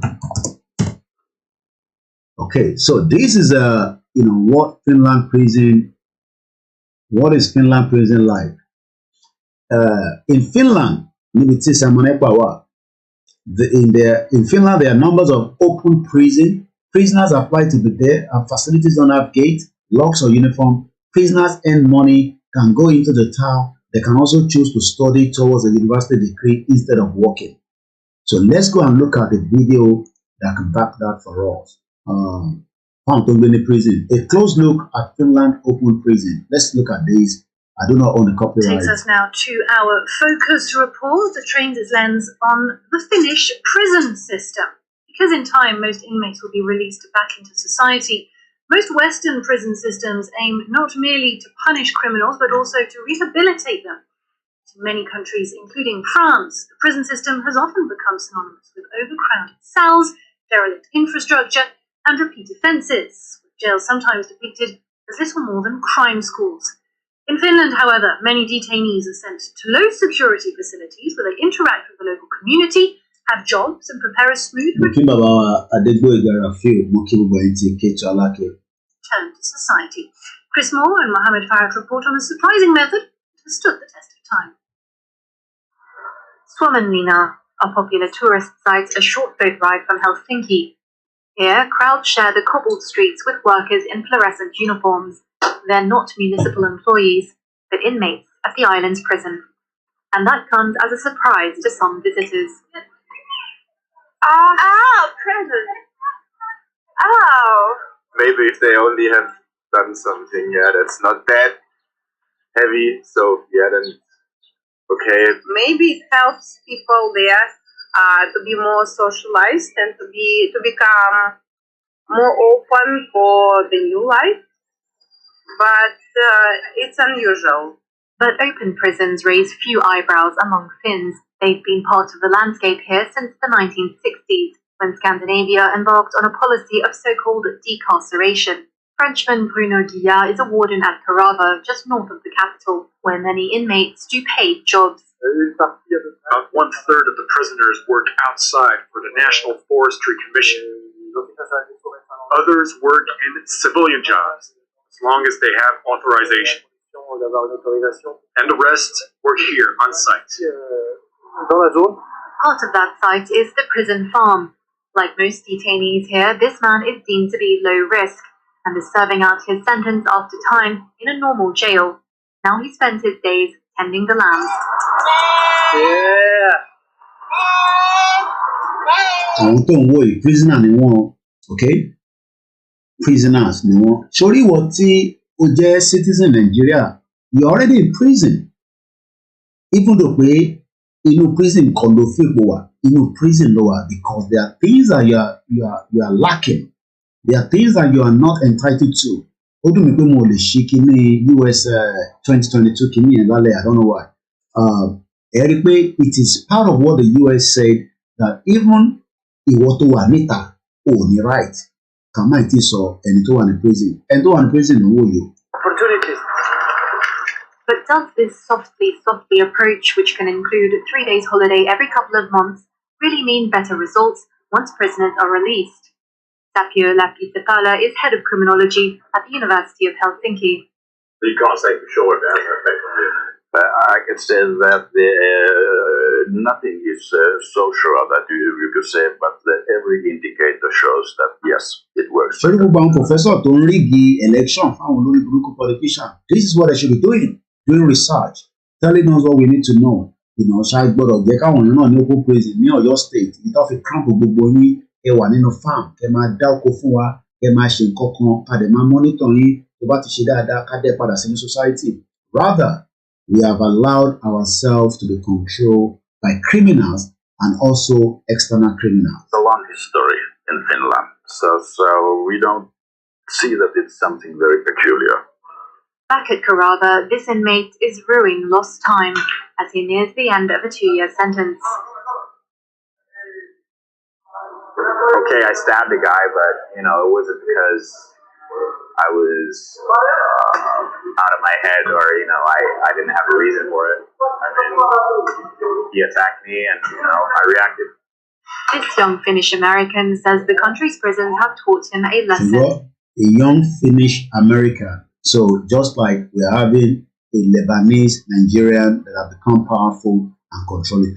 I don't know the video. I don't know see if I can bring one more, and then we can move further quickly. Finland open prison. This is another one again quickly.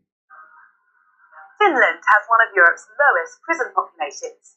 As the country hosts a meeting of the continent's European interior ministers this week, its government is taking the opportunity to showcase its policy of open prisons, a policy it believes could help other European countries tackle crime. Euronews' Jack Parrott reports.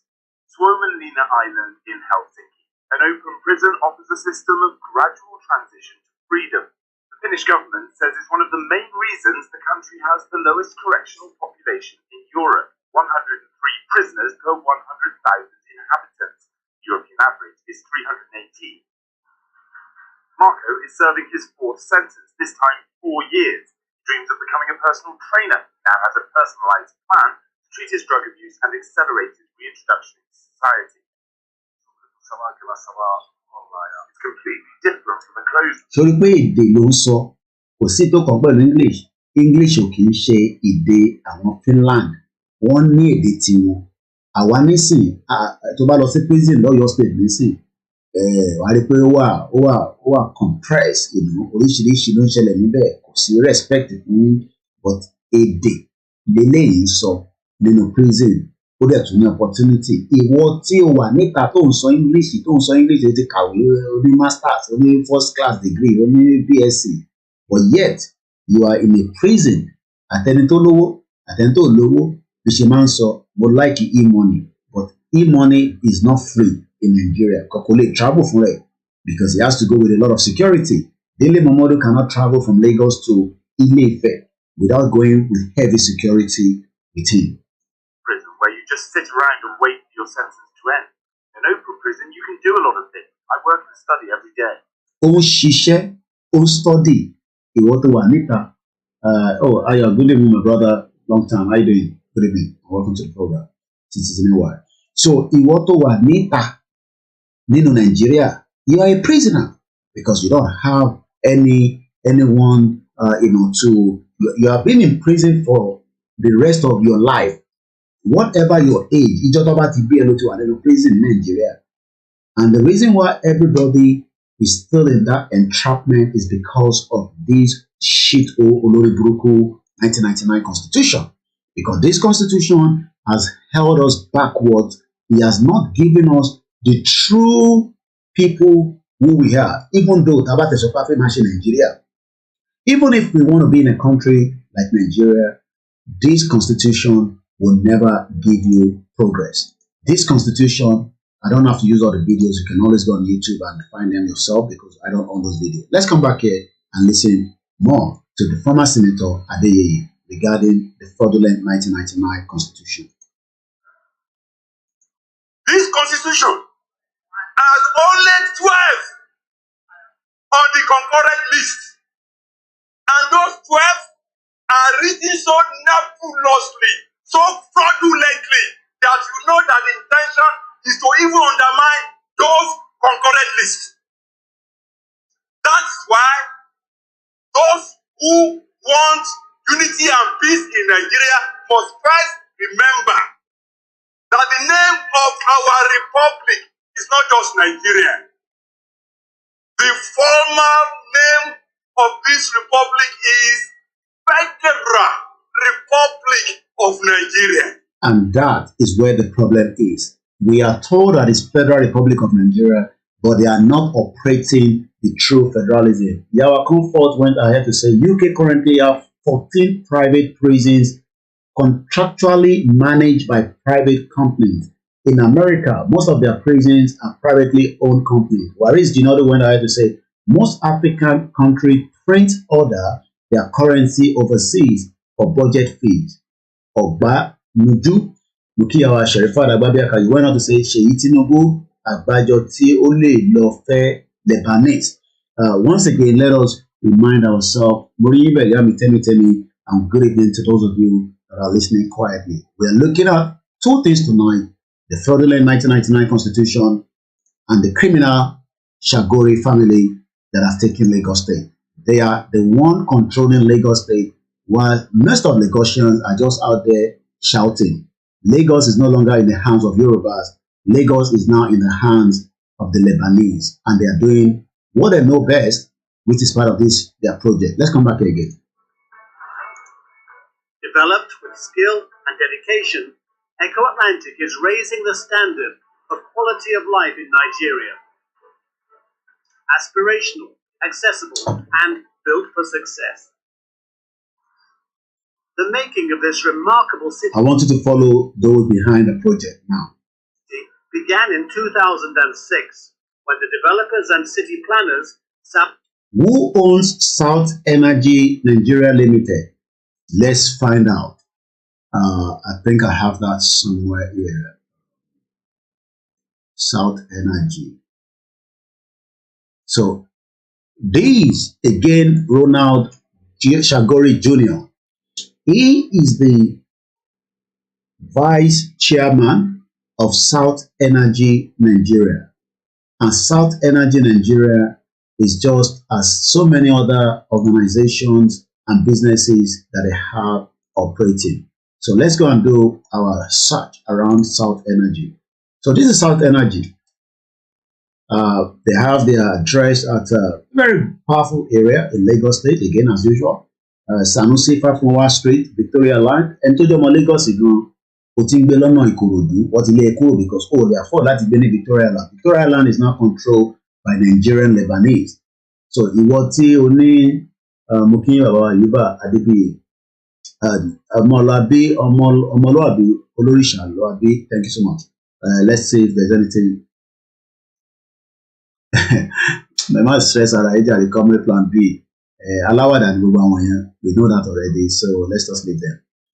So you that you are saying that you own Lagos State, that you want to kill yourself because of the ego, what are you going to do with the Lebanese? This is Iyabo Sokwe. We need to start being very suspicious of every foreigner on our soil. Okay. What do we do about these Lebanese? They are born in Nigeria, so we cannot say they are non-Nigerians, but their root is back to Nigeria. Yawa Felicia, thank you so much. Adebayo Providence, thank you. Desiring God. So the Jamie Adenuga, thank you. The South Energy are those behind the So, description, key principle, again, Ronald Chagoury Jr. Address, somewhere in a very influential area of Lagos State, Fafunwa Street. What do they do? You know, South Energy. Are they also trying to now bring these, very soon, listen, we want to change the constitution, we want to amend it, generate and distribute. Remember that Otedola is also involved into energy as we speak as well. Otedola, Femi Otedola, another powerful Yoruba man. You can see him there, you know, with his beautiful children, a very, you know, a Nigerian multi-millionaire and one of the country's most successful business. They're always successful. Everybody's successful. We know that. Femi Otedola is a Nigerian businessman, a philanthropist, also donating university and whatever. He's the former chairman of Fota Oil in and is the current executive chairman of Gereju Power PLC. So ló wọn àtàwọn Chagoury wọn máa bára wọn fa wàhálà ta ló máa gba power transmission Lagos State. So while Otedola is controlling Gereju Power PLC, the Chagoury are trying to take the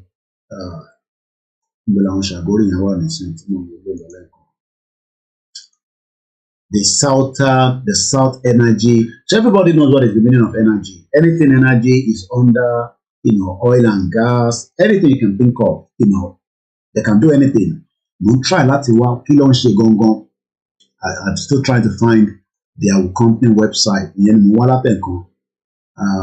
But is there okay? Can the Guardian newspaper? Let's see. According to the Guardian newspaper, what is lost on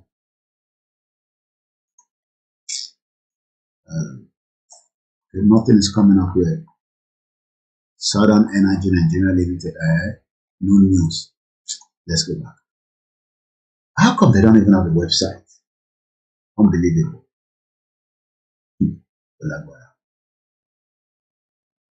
They must have a website. Money on Ibadan. I don't want to go there. All right. So, but we know that Eco Atlantic, which is this website, is linked, and I need to close down some. So we work with Eco Atlantic because they are the same group of people. So let me take. We want to see this guy's face all the time. We'll take this one down. Why is this topic coming up tonight? Let's close Femi Otedola. We know Olomi Garaju, power, whatever. We know that according to intelligence tonight, that Tinubu is currently in Paris, but his trip has been facilitated by Gilbet Chagoury. Should we be concerned as Yoruba people or not? Nobody knows. Maybe we should just move forward and say, you know, Komata. But one thing we know about the Chagoury, let's come into their own profile a little bit. According to Los Angeles Times, this is not, you know, like your Bolekaja media. Let's look at what they're saying. He was a billionaire who donated to the Clinton Foundation. That is what they're always doing. You know, they fund countries' politics. They dip into foundation, you know, so that they can get something back as well. If that one criminals mention, there's always one man try to protect the source of their wealth. So they battery, you know, Bill Clinton, you know, Babangida and all that, and you know, and you see them, they're all, you know, social life, you know, they rub bodies together. Yes, we must be very concerned. But this guy was denied entry into the United States. Let's go further. Nigerian billionaire Gilbet Chagoury. Onlele, Gilbert and Lele. We can mix one together. Gilbert yàtọ̀ sí Ronald Chagoury. So Gilbert Lele, okay, this is Gilbert. Ojú ẹ̀ lélẹ̀ dáadáa. He has been aware for different things. Everyone take Bill Clinton Lele, right? They are Lebanese. I want to Yoruba, but they are Nigerians. But what if they come on lower? Eko is now in the hands of these criminals, and they are also facilitating the incoming president Bola Tinubu trip for medical treatment to Paris. Mukiyawa, Mommy Wadada, Dukwe Agbola, welcome. And this is what a lot of us don't know, because Eyite Wanile, Atawata Wanita, what it did you are. Whoa, Fede Kamo, the reality gongo. Igbo ti fẹ́ gbalẹ̀ mọ́ wa lọ́wọ́, but àwọn eléyìí ti gbalẹ̀ mọ́ yín lọ́wọ́ already. They've already taken much out of Lagos State, because Lagos gangan everybody fẹ́ target. Àti Igbo, àti Hausa, àti Fulani o, àti Lebanese, àti other countries around the globe. They are all after Lagos State. So Tani Gilbet Chagoury tó sọ pé òun ló sponsor medical trip with Tinubu lọ sí Paris. Tinubu can tell you he's resting, he's going to go. But intelligent is saying that he's not doing very well. I pray for Kolon for Nalafia. We pray for Koko. But our question to Nigerians, especially Yoruba, is báwo ni bàbá yìí níbo ló ti rí owó tó fi di pé nínú Nàìjíríà wọ́n ní billionaire ni, diplomat ni, philanthropist ni, who lives in Paris but own control Lagos State money lórí. So while you are shouting Igbo, òun ò wá sí Nàìjíríà mọ́, Paris ló ń gbé. I'm sure pé àwọn Macron náà ti fún ní immunity kó jókòó síbẹ̀. Olówó ni, olówó náà níbẹ̀ fún wọn. But nationality ọmọ Nàìjíríà ni. He was born in 1946. I'm sure pé àwọn ìyá wa kan the same age mate ní ẹ̀yin fagbodò níta. Ẹ̀ ń fagbodò, gbòòrò fagbó. Bàbá yìí tó jẹ́ kó jẹ́ bí age mate ti ní, ó ti gba ẹ̀kọ́ mọ́ yín lọ́wọ́, ó ti gbalẹ̀ mọ́ yín lọ́wọ́. Kí làwọn investment tó ní ní Nàìjíríà? Ẹ jẹ́ ká follow yẹn, ká lè close some of these. Because I've now opened too many. Hey, Katrina baby, oh, Katrina baby, Katrina. Hey, àwọn Hausa yóò tẹ̀ kí àpẹ Katrina tẹ̀ lo ìjáàbù orí ó mà lágbára. Hey, Katrina baby, Katrina tẹ̀ ó lọ dágbére fún wọn nílẹ̀ Hausa pé òun ti ń lọ, òun ti ń lọ. Katrina lọ dágbére fún wọn. Ó lọ dágbére fún wọn pé òun ti ń lọ. So àti rí àwọn Katrina baby. Ìyá mi ìyá bọ̀ máa ń fi èyí kó ìkí wá tí wọ́n máa ń ṣá kó tó gbójú ọ̀wà lálẹ́ kò ń fẹ́ close the page yìí ni. So this is the final goodbye from Katrina baby, our mother. Katrina Land she's going to be leaving Nigeria. A new man will be taking over. So Lord Dagbe fáwọn ará not pé thank you so much for job well done. I can close the lid.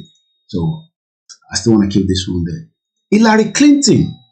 Ọwọ́ tiẹ̀ náà foundation mo fẹ́ close the lid náà ni because mo fẹ́ open too many browsers. Hillary Clinton connection to Nigeria tyrant Sani Abacha. A senior official. This was in August 24, 2016 by Sahara Reporter.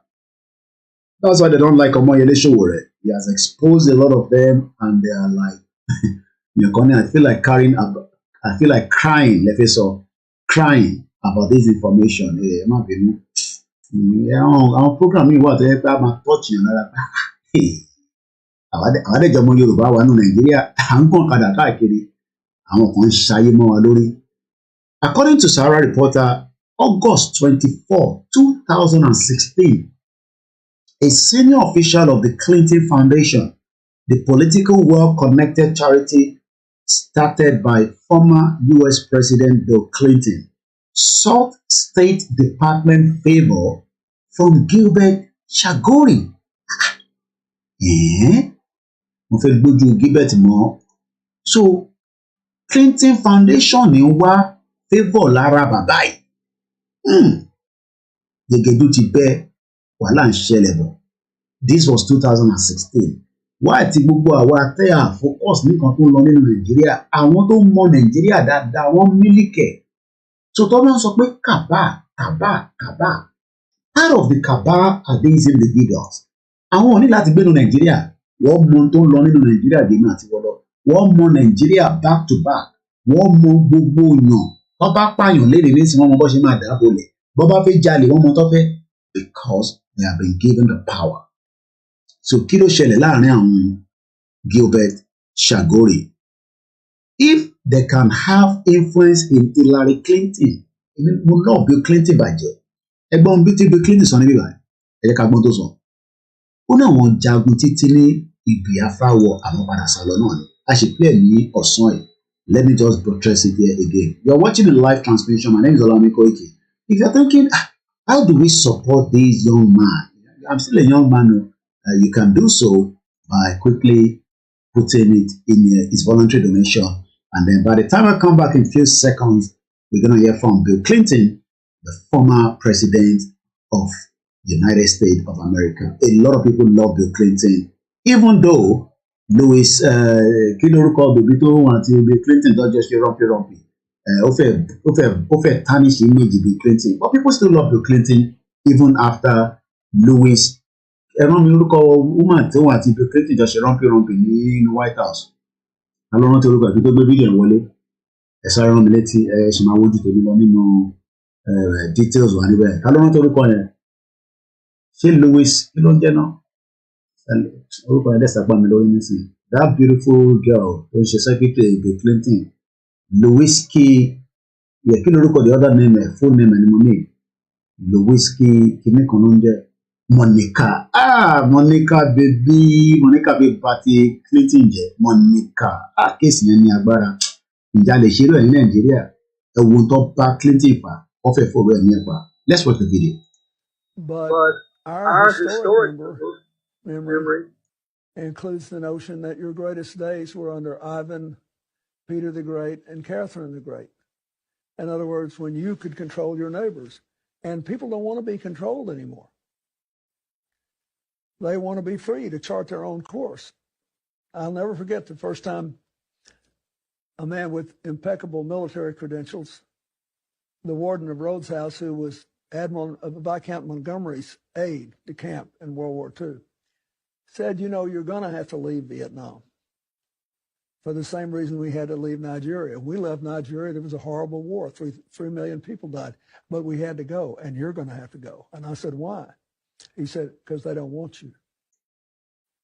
You know, people want to chart their own course. They have to kill some. So that is Bill Clinton. After tó ti ṣe president tán, ó ní the way táwọn ṣe fi Biafra wọ̀ sílẹ̀ tí wá 2 million people die. Nigerians, beef up because there is something that is going to erupt. How? When? I don't know.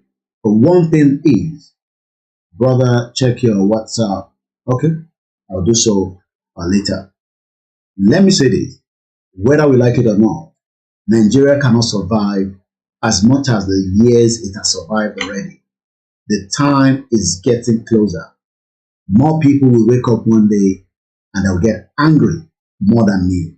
Monica Lewinsky almost, or should we say, had a good time with our friend, our own Bill Clinton, but that's for that. So let's come back now to Gilbet Chagoury, the Nigerian Lebanese businessman convicted of helping former head of state Sani Abacha steals billions of public dollars. Public dollar. The revelations contained in a 2009 exchange of emails between Clinton Foundation executive Doug Bank and 2 senior State Department officials during Mrs. Clinton's time as a Secretary of State raised new questions about the relationship between the foundation and the Clinton State Department that is currently a subject of intense debate in the U.S. presidential campaign. In this U.S. presidential election year, these developments are fueling accusations by the opposition Republican Party, who claim that Clintons abused their role as public servants and work against US interests. Is Bola Ahmed Tinubu going to work or is currently working against the interest of Nigeria by doing what we can call relationship with Gilbet Chagoury, a criminal that his hand has been felt in different criminality things that he has done, because we know that he's a criminal.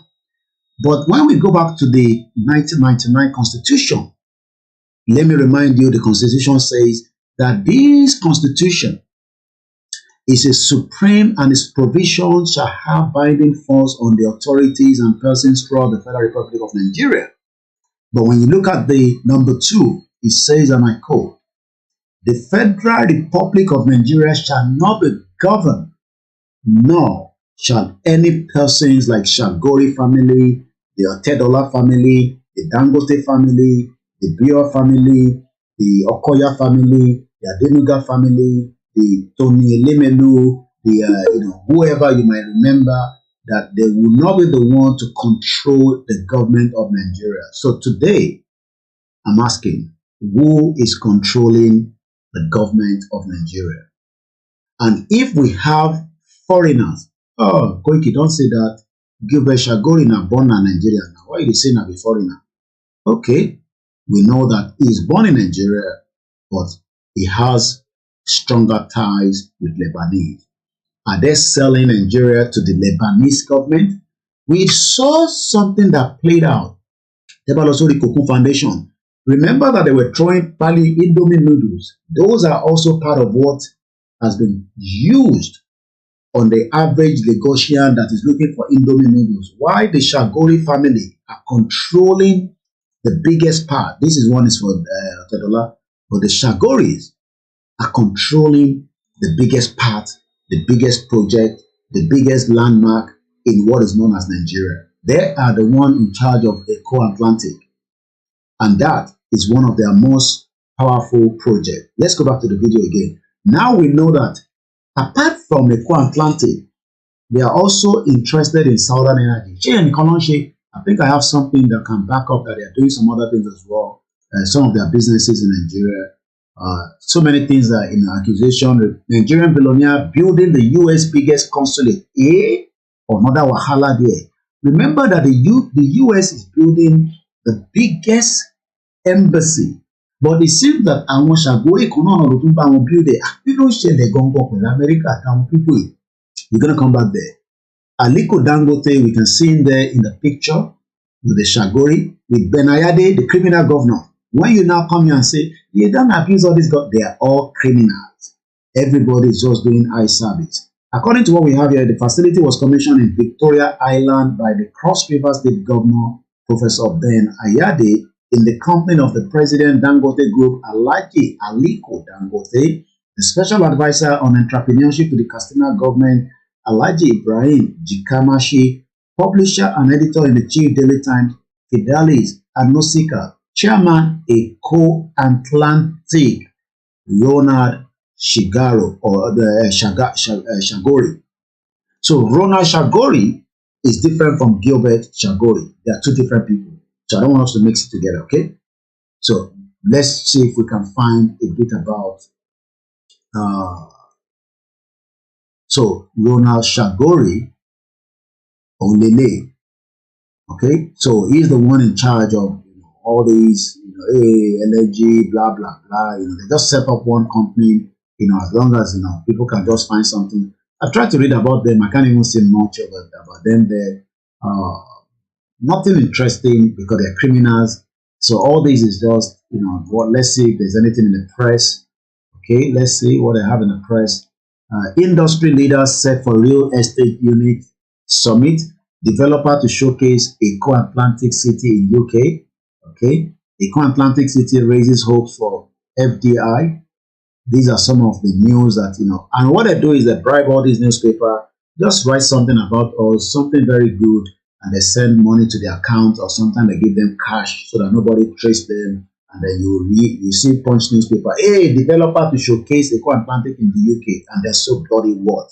Criminals. And then Yoruba people will go and buy property. Hey, if you know big Eco-Atlantic, they don't want to know who is behind the Eco-Atlantic. All they are more interested is how can I buy a house there, because I can now use my pound sterling to buy a house there. And when I talk about Yoruba nation, they tell me shut up. But it is the Lebanese criminal that is bringing this project to London. So this was in 2017. Punch newspaper. It doesn't cost the Chagoury family $1 million naira. And when you see the South Energy Nigerian Limited, developer of Eco Atlantic City, and the real estate investment firm, Fine and Country, as well as other stakeholders, are partnering to who investors in Nigeria real estate market. And Yoruba people will go and buy property, put their money there, and they use all these as a cover-up. While the real criminality is to take Nigeria from you and take Lagos State, because Lagos is where, as versions of Igbo Lagos, the Lebanese are also taking Lagos from you. So whenever you are calling into the program, don't come and tell me Igbo Lowo. Talk about the Lebanese that has already taken half of Lagos State already. The vice chairman of the South Energy Nigeria Limited, Mr. Ronald Chagoury Jr., said the Refine Investor Series 2017 scheduled to take place in London, United Kingdom on October 6 and 7 will be a leading premium real estate forum targeting Nigerians in the diaspora because they need your money. The Lebanese need your money, okay, to come and invest in Nigeria. Another international investor. Eco Atlantic is excited to be part of the Refine Investor Series in the United Kingdom. The roadshow will guarantee investors in the diaspora the opportunity to invest directly in Eco Atlantic City. The roadshow will certainly restore the confidence of Nigerians in diaspora who are unwillingly to invest in the country real estate. And this is part of the trap that they've done and by putting this out. So that project that they are doing is this one. Let's watch a little bit more. South Energex Nigeria Limited, a subsidiary of the Chagoury Group, was granted permission to build a preliminary sea wall to protect Victoria Island. Who granted that? Who granted it? Who was the Lagos State governor in 2005? Who was the governor? Sonke, good morning. Or good evening. Because actually half an hour before 12. Who was the governor? Quickly. And the governor was in Lagos State in 2005. Emerson the program. I'm just waiting. Who was our governor in Lagos 2005? Mukim Baba Bakari Adekunle. Who was the governor in 2005? And the governor? Bola Jagabandi. Okay. So Bola Ahmed Tinubu gave the go-ahead to the Chagoury to start this project. So kò ń ṣe èmi ni àwọn Chagoury èèyàn kan ní àmọ̀dá oríṣiríṣi orúkọ ló máa ń lò. Bàbá tọ̀lé, bàbá ní Pampers. In 2005 ni wọ́n ti fún wọn ní permission. Ta ló fún wọn ní permission ní omi yín? Ta ló fún àwọn Chagoury family? Bola Tinubu was the governor of Lagos State in 2005. So tẹ́ bá wá síbí bẹ̀tẹ̀ ń sọ pé ó fẹ́ gbé kó mọ́ yín lọ́wọ́ ẹ jẹ́ lọ dé Tinubu tí ó ti tẹ̀ kó dànù fún gbogbo yín. That's why I said don't get involved with a lot of politicians. Ẹ fi wọ́n sílẹ̀ o, they know themselves. Gbogbo ẹ̀ wọn àgbà kó mọ́ yín lọ́wọ́ tẹ́ ẹlẹ́mìí á pè mo like Ìgbòho akọ́kọ́ fìyàn tì mí síwájú bọ́tẹ́ àtẹ́jẹ́ kọ́ gbè kó mọ́ wa lọ́wọ́ ẹmọ ọkàn kì í ṣèdí bẹ́ẹ̀ bẹ̀rẹ̀ àná. Whereas Tinubu ti tẹ̀ kó dànù fún gbogbo yín. Ṣé Igbo ni àwọn Chagoury? They are Lebanese. And when I come here and say, ẹ fi ọ̀rọ̀ politics sílẹ̀, yeah, party government, bí Fẹlá ṣe sọ. Everybody, Ògúnlérè, oríṣiríṣi orúkọ ló ń jẹ́. Ẹ fi ọ̀rọ̀ àwọn olóṣèlú sílẹ̀, àwa tá à ń ṣe Yorùbá nation, ní kankan ṣe pẹ̀lú politics. Everybody will say, Koiki, kọ́ má bàa gba Lagos mi lọ. But you heard it there in this documentary. Ẹ jẹ́ ká rewind it there sí. These omi ọwọ́n refill omi wa wọ́n fi kọ́ Eco Atlantic sí lórí. Ṣé lema ló máa gbé níbẹ̀? Ṣé ìwọ tí òun pariwo Bọ́lá Tinubu tó wà lọ́nà Ìkòròdú ló fi gbé níbẹ̀? Òmùgọ̀. City Planners, South Energex Nigeria Limited, a subsidiary of the Chagoury Group, was granted permission to build a preliminary. Granted permission by who? Ṣé federal ni wọ́n fún wọn ní permission yẹn because Obasanjo was the president then as well, while Tinubu was the governor in Lagos State in 2005. Sea wall to protect Victoria Island from flooding. But Lagos State governor. Okay. Yeah. Okay, Lagos State governor.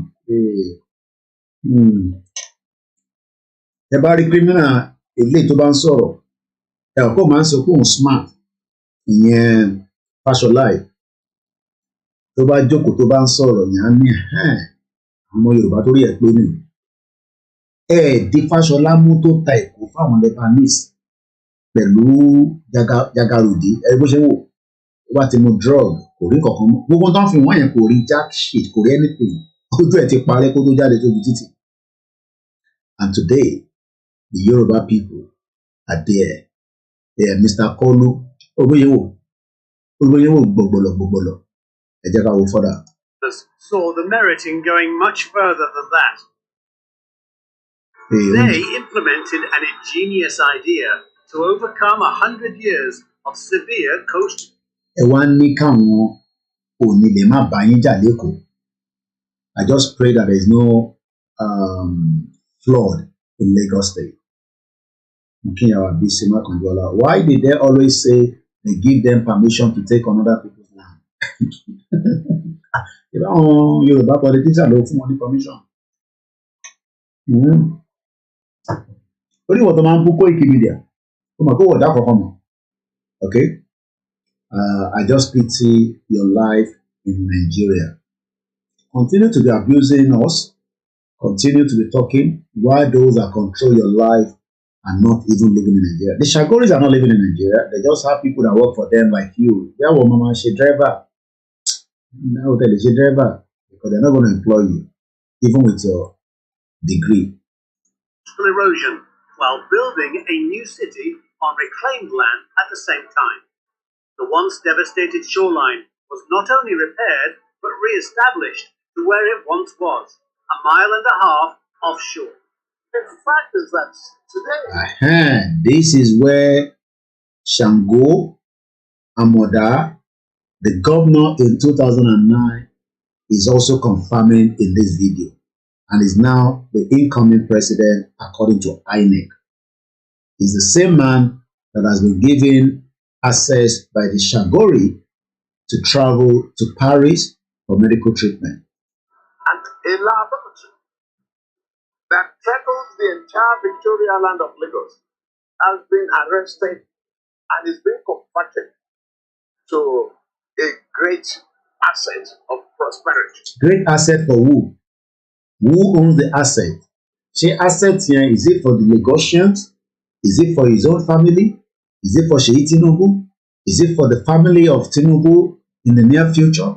Or is it for the benefit of everyone, whether you are Lagosian or not? That great asset is here and now in Echo Atlantic. To make it... This Echo Atlantic, why is the US government now also being pointed to having invested in it as well? So let me quickly give you the background of the Chagoury again.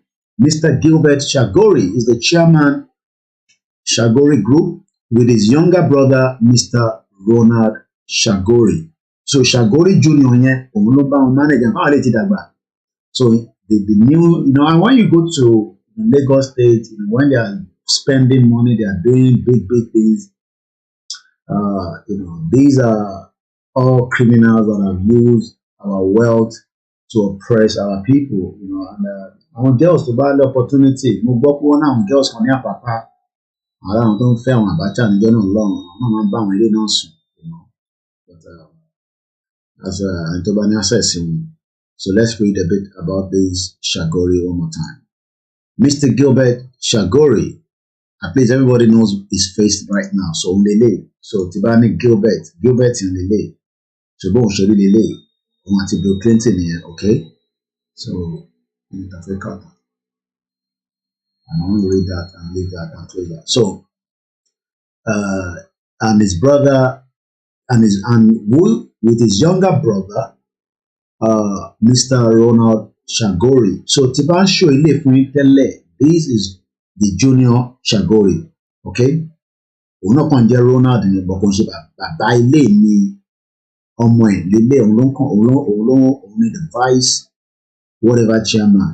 So I'm going to close this now so that we don't lose this broadcast. Let's come back here. They both co-founded a company in 1971, just about almost 7 years before I was born in 1978. The Chagoury Group is a business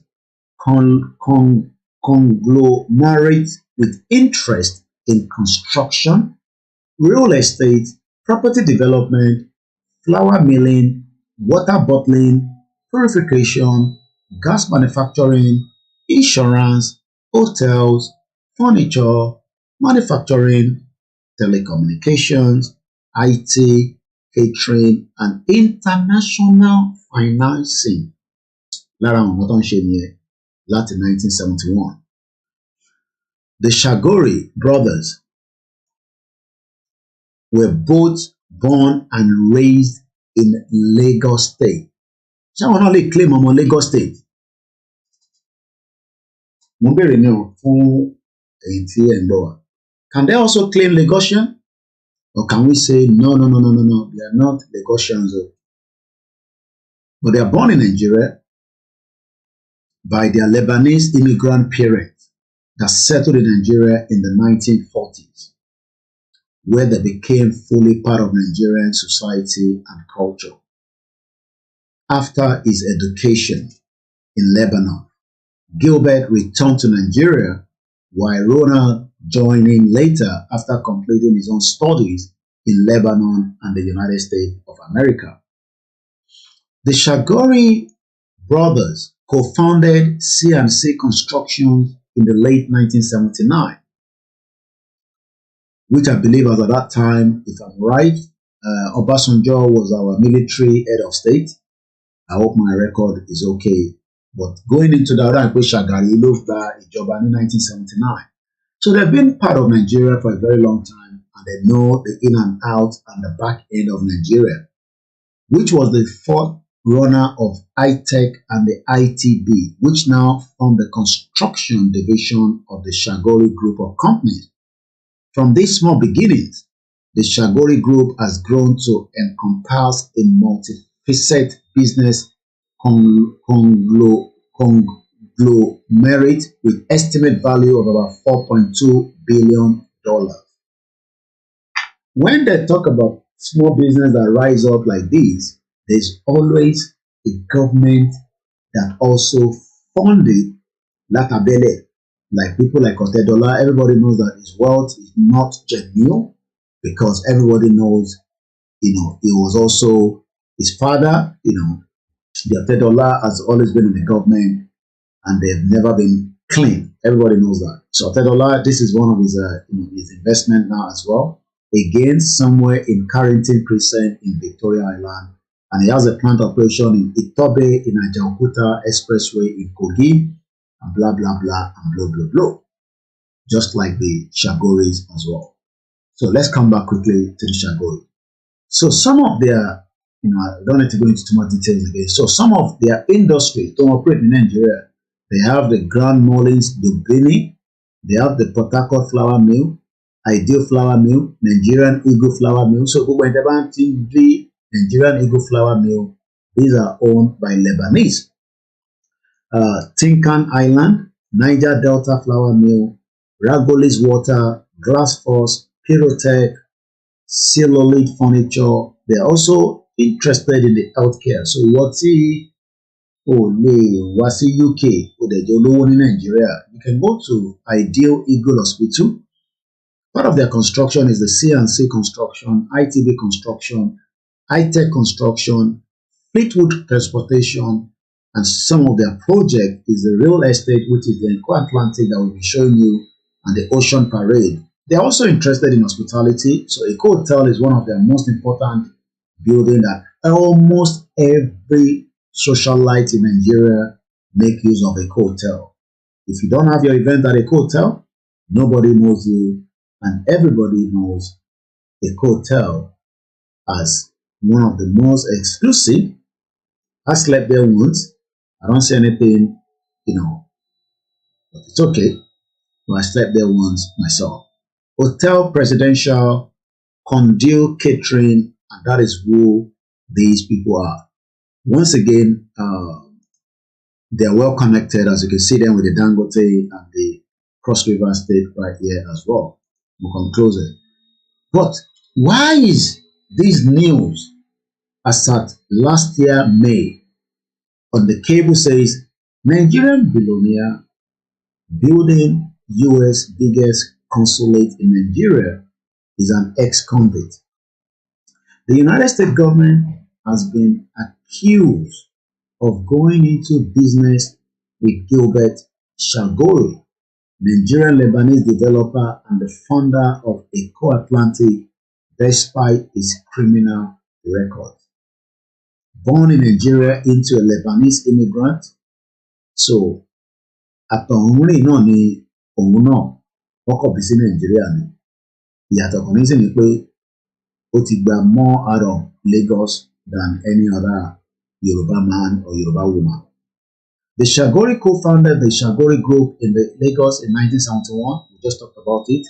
The conglomerate owns construction, real estate, hotel, glass, and flour milling businesses. The Eco-Atlantic project, which started in 2008, is a real estate project that features residential and commercial properties. The project is privately funded by the South Energy Nigeria Limited. The developers and the city planners, a subsidiary of Nigeria-based Chagoury Group of companies. How many hours left to do? Because we got to open the phone line. Well, we got to open the phone line now because this program is not going to be more than 3 hours. So the phone line will be open for those of us that just want to add 1 or 2 input, and then we can start winding down because at exactly 3 hours, I'm going to end the program. The company is working in partnership with the Lagos State government and is fully supported by the Nigerian government. Again, a very highlight there is in partnership with Lagos State government, supported by the Nigerian government. Now that Tinubu is even the president, you can imagine just the same way Atiku would also have sold Nigeria to his own partners. But we know now that Tinubu is not in Nigeria, but his medical trip has been supported by Gilbet Chagoury, as we have been talking earlier. Also, information is saying that, I'm just moving fast forward now, the CGN has sneaked out of Nigeria to have a meeting with Tinubu here in London. Tinubu is currently stuck in Paris, kò tíì wọ London, but wọ́n nílé ó this guy kúrò ní Nigeria pẹ̀lú wheelchair, but hotel tó wà ó rọ́mpì káàkiri nínú hotel ni, according to Gazette, People's Gazette. So the CGN, which is the Chief Justice of Nigeria, in case you don't know the meaning of CGN, Ariwola, has disguised on a wheelchair in London hotel for a secret meeting with Bola Ahmed Tinubu, your incoming president. So in case you don't know. So that is also in the news. This is also the Chagoury, as we were looking at them earlier. You can see Bill Clinton, you can see Jonathan. These are some of their projects, and you can see right there as the Chagoury continue. I think this was the one we were playing earlier. Okay, none. I got it play today, EBT, then fast forward, okay? You can see them there. Let's watch a little bit more. It's my singular honor and privilege to launch the Eco-Atlantic City project. The city is being developed by private financing, with the full backing of both the federal government and Lagos State government. Is fully supported by the federal and the state, so that they can get money from anywhere in the world. Anything that a lot of us don't understand is, if whatever you are doing in any country, the government is being about to any backing, you can take that letter to anywhere.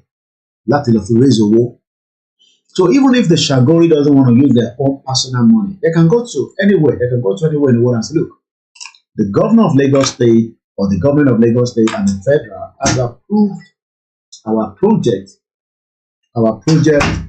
for building these, gigantic project, and we need funding. Just as the project Dangote was able to raise equity fund because the federal government backed Dangote. Okay, so as much as the project is worth about $80 billion, according to what we are told, that Dangote to my one project here only imagine $1 million. Ó máa raise gbogbo owó yẹn láti ta because guarantee wà láti federal government. So let's move further. And that is Buhari again backing that project. And you can see there that is Ambode. Ambo Atide Opadale Noni Opadade Morara. And you can see Tinubu there looking at Buhari say, what are the shit on? If you look on. His Excellency Muhammadu Buhari, President of the Federal Republic of Nigeria, praised the developers. Praise the development, definitely. What do you expect a Fulani man to say with his Lebanese brothers in Islam? And I think that's a KABIRU Olumando Escaf Loki. And when these are images that are projected outside the world like this, definitely the international investors feel very, very satisfied that Buhari was because they need Buhari to also come and endorse it. And that's exactly what they were able to do. That's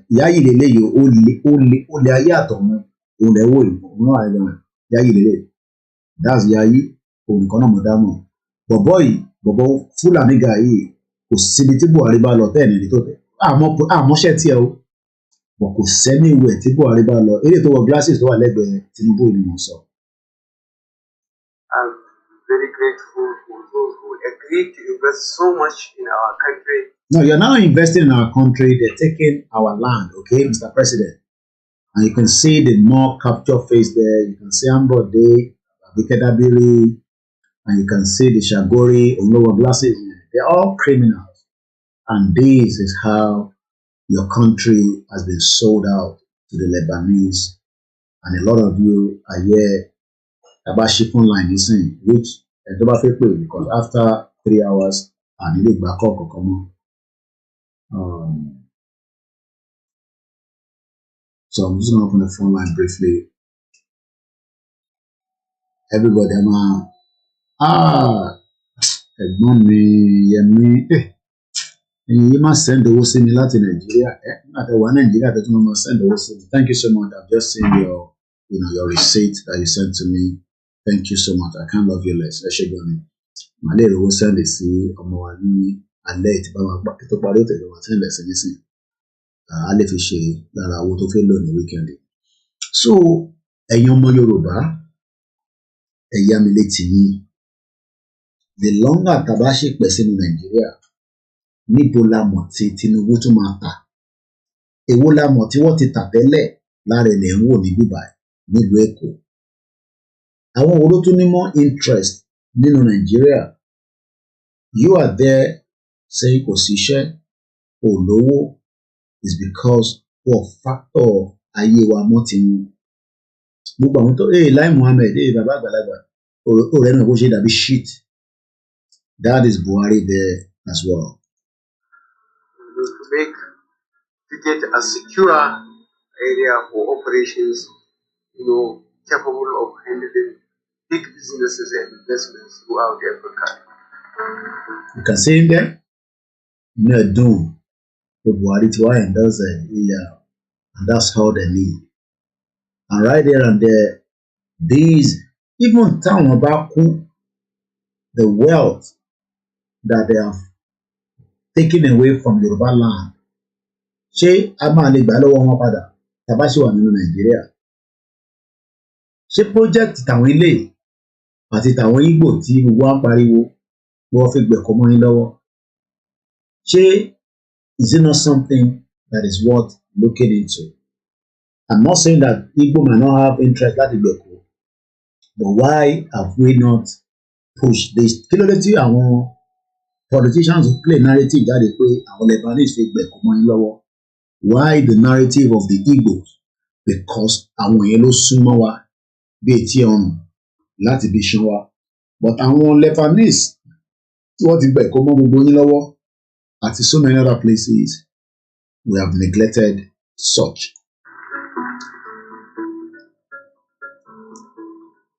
The valuable potential of Eco Atlantic was also. And you can see them there, Amosun, Tinubu, you can see gbogbo wọn agbára kan máa ń dúró sí yẹn, ikùn wọn dàbí olè ní Amosun ní onífìlà gbogbo, they are all criminals, ẹ̀sìn náà àwọn òyìnbó lẹ́yìn wọn, àwọn investors nìyẹn. So predicted by. You can see them all there working into that project. Former US President Bill. That's it. Or Bill Clinton wa. About the Bill Clinton anywhere, what he endorse and all that.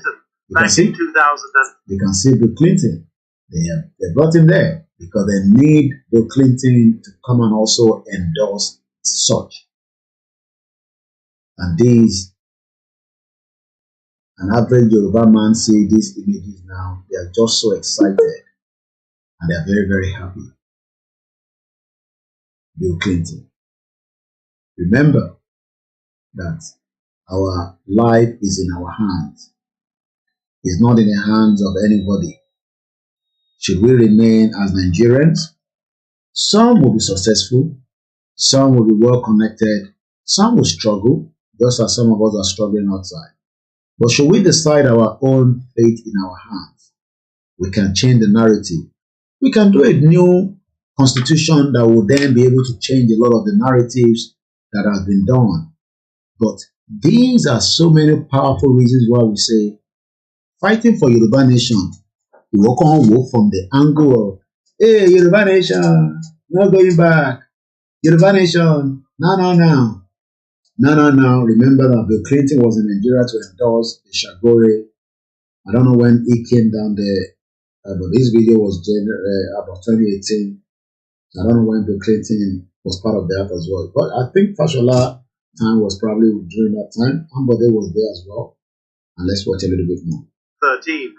It will help to diversify the economy of Nigeria. Okay? Yeah, when Bill Clinton speak, what else do you want to say? It will help to diversify the... Was it the president then? The president of the United States of America. I'm not sure. Maybe... I don't know when the video was. I don't know whether. But Bill Clinton as the US president. Nigeria? Oh, former of course. Board of call just US president or board of information if it's not the present one. But it changed it. You have to look at everything when you're watching a program. Bill Clinton back in 2013. It will help to diversify the economy of Nigeria. Okay, To brand logos all over the world and to create an enormous number of opportunities. Which opportunity, Bill Clinton? Is it for the indigenous people? About Lebanese, about cronies in 2001. So definitely it was the former president at the time he came to endorse this project. And it shows how powerful these individuals are, not just in Nigeria, but around the world. This is something I'm telling you, there will be countless numbers of people coming here to study. And the former president of Nigeria,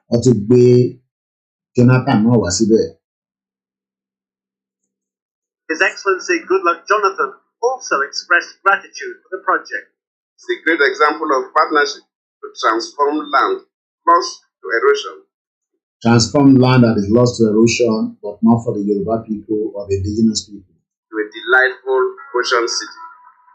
So, Tambua, criminal or criminals. They just want to be relevant. They are all criminals. We will not promise far, 3 successive Lagos state governors.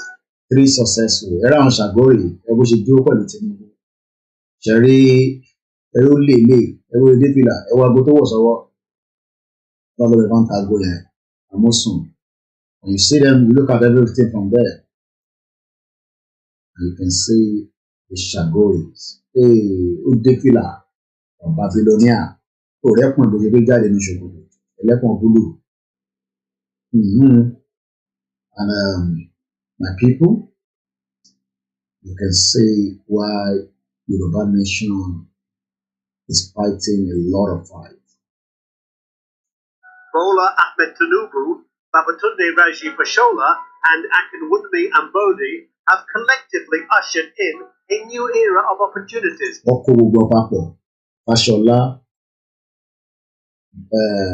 Ambodi, and Tinubu. So 3 former governors, as at the time Ambodi was the governor. And investment at no cost to their governments. They want also at no cost to their government. So I'm funded. Echo Atlantic holds a place of pride for Nigeria. It is a global city of world-class design and international recognition. So, as we come back out of all this, I think I've touched everything I need to touch.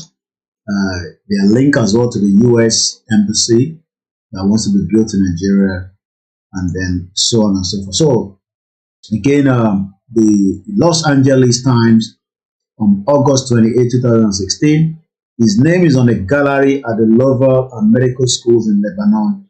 He has received an award for his generosity to the Catholic Church and St. Jude's Children's Hospital. He owns a 7-bedroom hilltop mansion in Beverly Hills.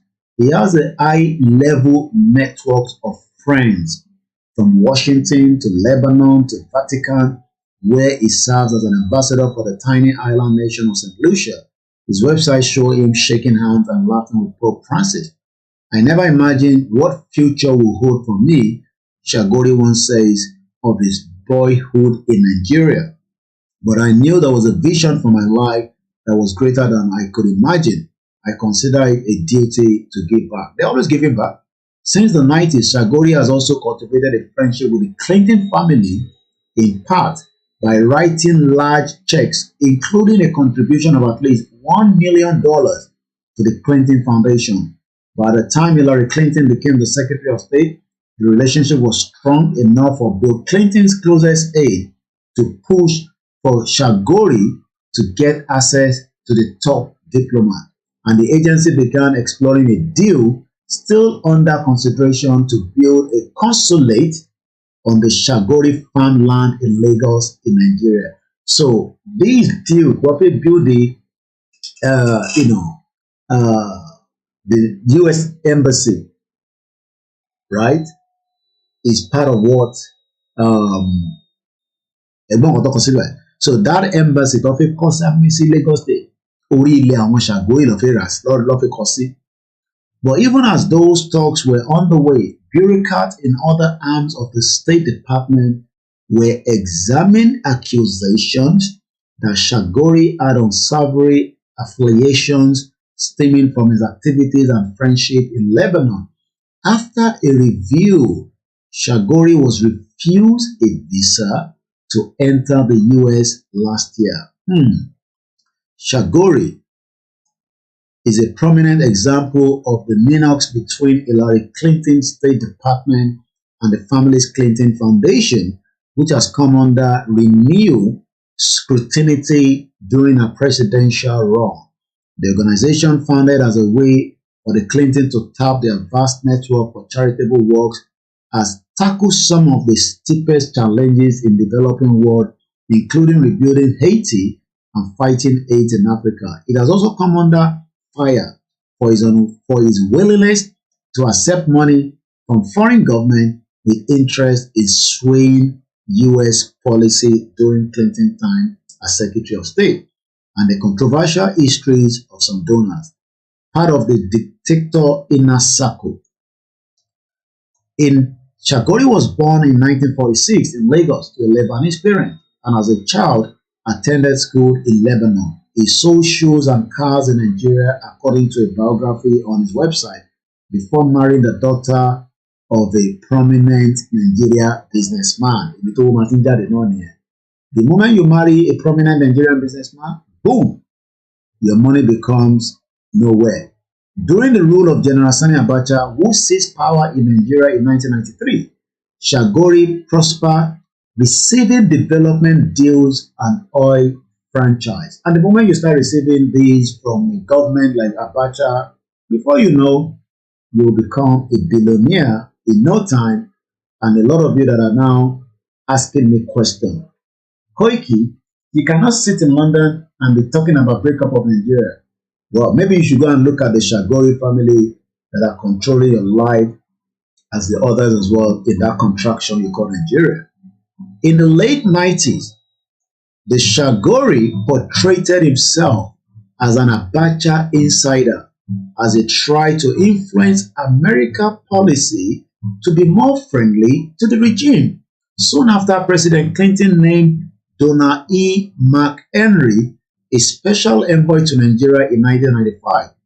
Gilbert and brother Ronald Chagoury visited McHenry in his office at Georgetown University in Washington.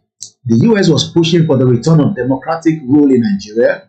Abacha, meanwhile, was eager to have his country taken off a U.S. list of nations that enabled drug trafficking, McHenry said.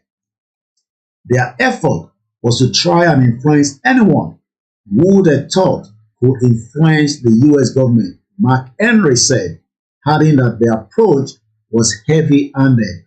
They tried every key on the piano. Try every key.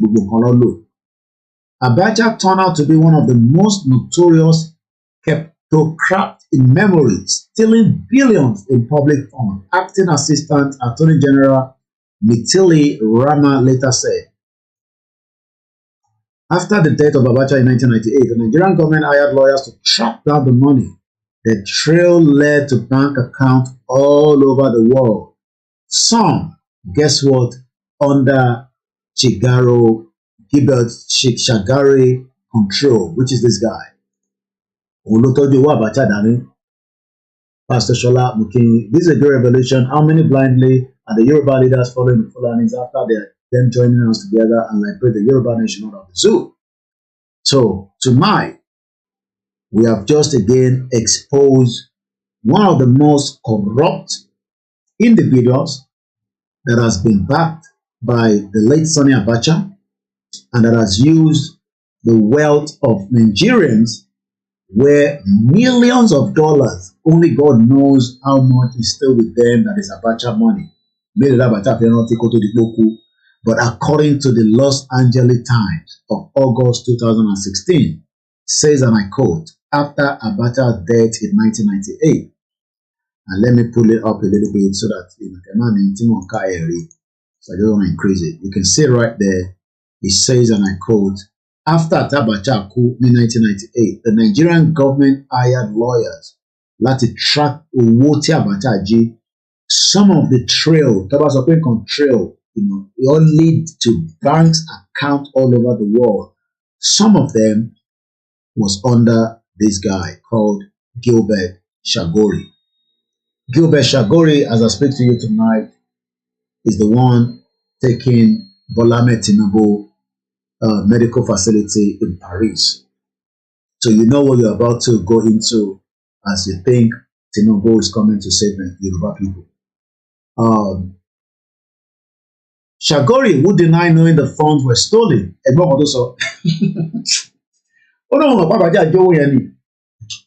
Chagoury says, I don't know about that stole the money. Chagoury would deny knowing the funds were stolen, paid a 1 million Swiss francs, then about $600,000, and gave back, wow, Nigeria, $65 million.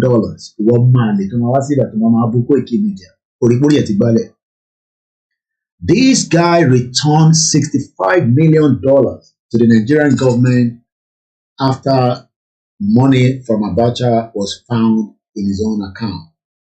So when you come here and come and accuse me, and you accuse somebody like my Baba Akintoye, and you come and accuse CSI, you can say that Afikeloma Toro Idariji. Like I said, thank you so much, Ibeson Tony. This man, I didn't write this article. This article was published by Los Angeles Times by Joseph Tafani, August 28, 2016. Gilbet Chagoury, he didn't return 65 million naira. He gave back Nigerian government $65 million. A swift conviction was expunged, a spokesperson for Chagoury said. I don't even know what to say. Let's go further. The ties, Olegba, I'm sure the money that was returned as well is nowhere to be found today. So I pity a lot of you Nigerians that are accusing a lot of us, like myself personally, that have stolen money that I didn't even steal from you in the first place, that I never stole. You have accused IGBOHO. You have accused Baba Akintoye. But tonight, I am telling you that this man, Gilbet Chagoury, that Bola Tinubu is currently in Paris and to facilitate medical travel Bola Tinubu to Paris, according to the report that we have out there, returned back to the Nigerian government after he actually paid $600,000 to the fund that only Ubala counted.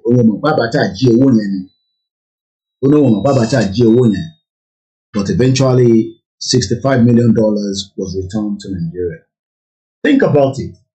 What that could have done if the money that was even returned back to Nigeria was properly used to support education in Nigeria, your health care, so that when you are sick, you can go to the hospital. Let us see, as we are just under,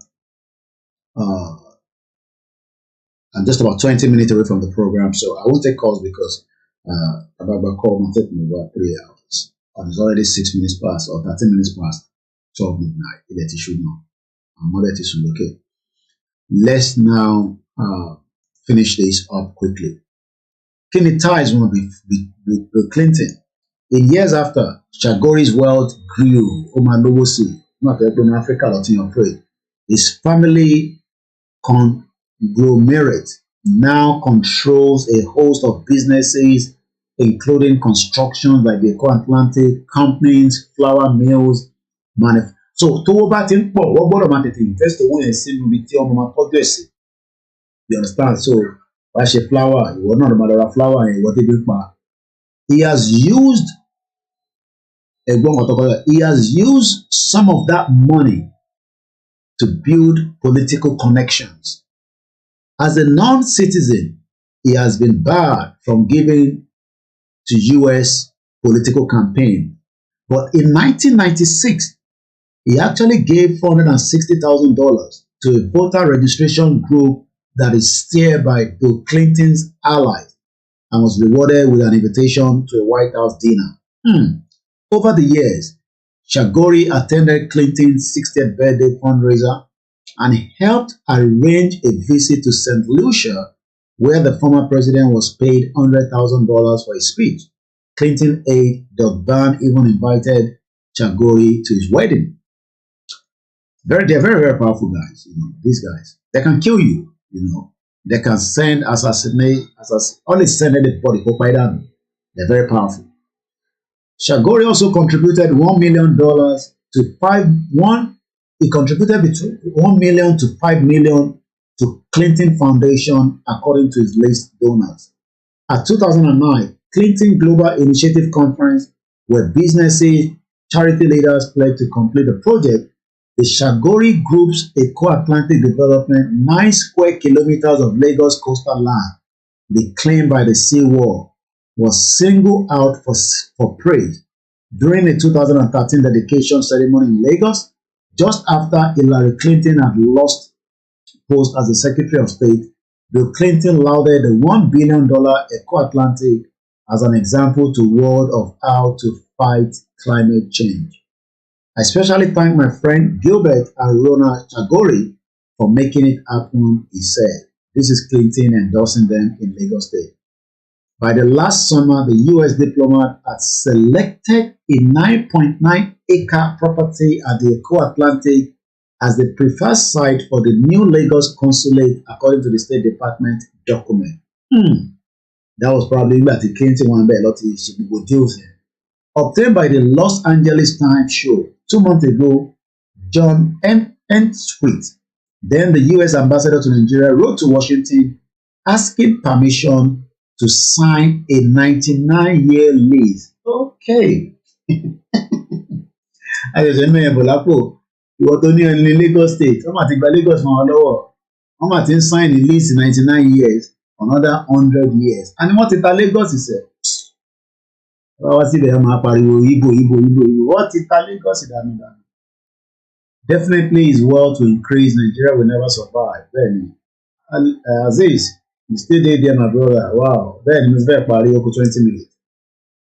And tonight, you're right, Yami Yabo, they are all killers. These people are very dangerous and heartless.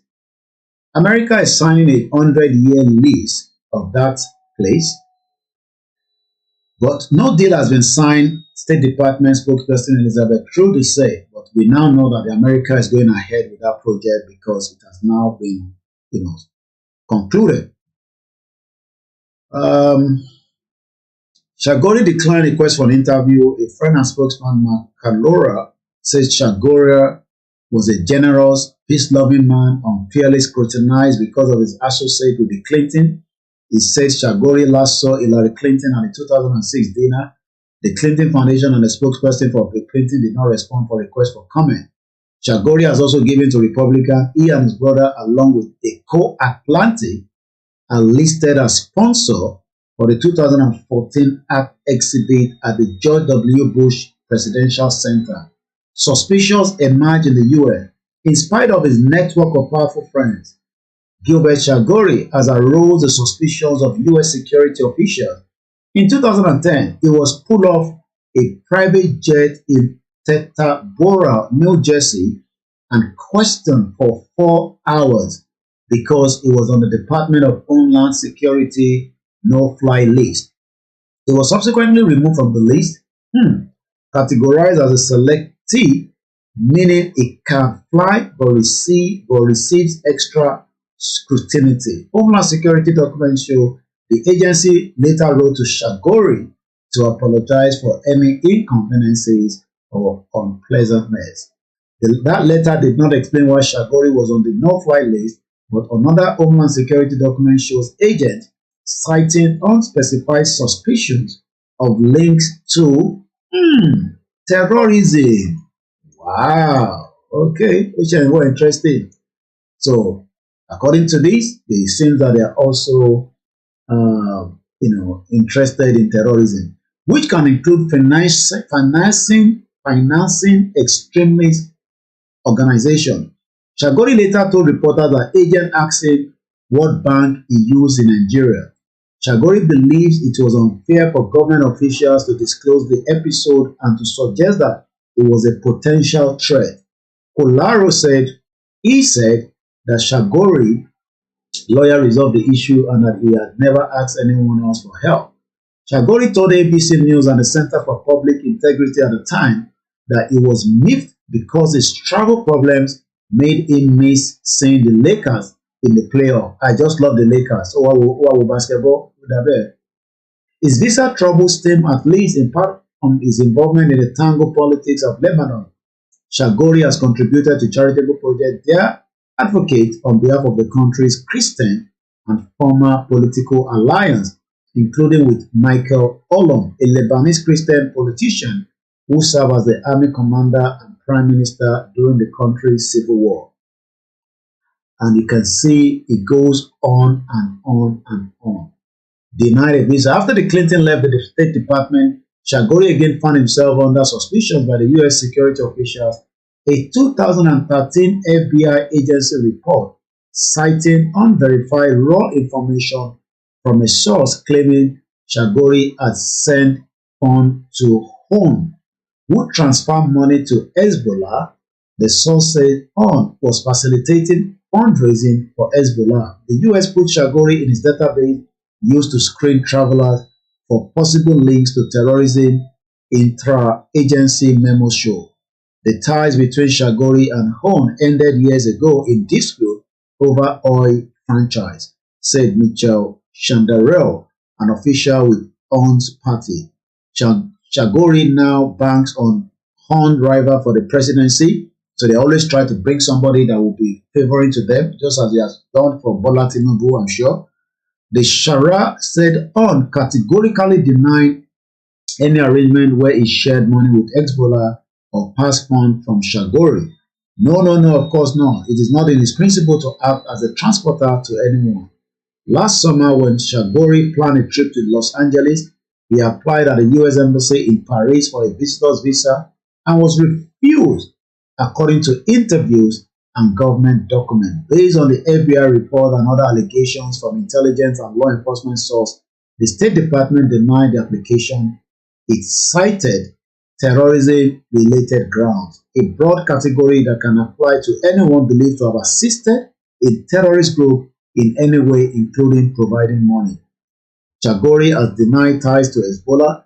2 years ago, he helped pay for a conference in Washington on the persecution of Christians in the Middle East. Some attendees supported Hezbollah, but director of the group that organized the conference said that didn't mean Chagoury or other conference organizers were among them. Hezbollah is part of a political reality of the country, Andrew Doran told the National Review.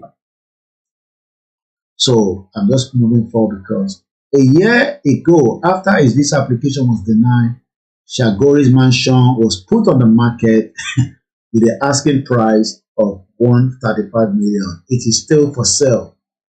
And that is this man that you just heard a bit of his background. And as I leave you tonight, mo fẹ́ kí gbogbo ọmọ Yorùbá ká lọ sùn, ká ronú sí ìwọ̀nba díẹ̀ tí a gbọ́ lálẹ́ yìí. Ká bára wa sòtítọ́ ọ̀rọ̀. Ǹjẹ́ bí a ṣe fẹ́ jẹ́ kí ilẹ̀ Yorùbá tí a tẹ̀ mọ nǹkan míì tó ń lọ nínú ẹ̀. Eléyìí tá mọ̀, òun ni ti Chagoury, torí is coming to the public limelight.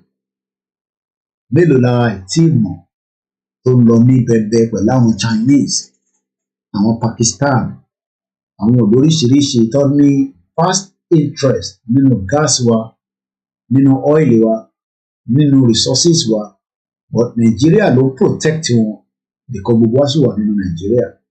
Tá a bá ti kúrò nínú Nigeria, a lè yanjú wa òkìní, a lè rí èyí tá a bá fẹ́ bá ṣe, a lè rí ìdí ẹ̀ padà. Tá a bá sì wà nínú Nigeria, àwọn kan á máa rí ṣe o. Wàá gba àwọn èèyàn síbi iṣẹ́ lóòótọ́, the majority of you will suffer. With all the wealth tí Nigeria ní, èèyàn kan dá odindi $65 million ó dá padà fún government. Only God knows how much dollars ni Abacha kó sí lọ́wọ́, because 65 million ó ṣe $65 ni mo ń sọ yìí o, $65 million ó kọ̀ yọ nínú àkáǹtì kan. Ẹ má bínú, òun ò mọ̀ pé ó lè l'Abacha, owó yẹn ó jí ní ẹ̀yẹ́ gbà padà.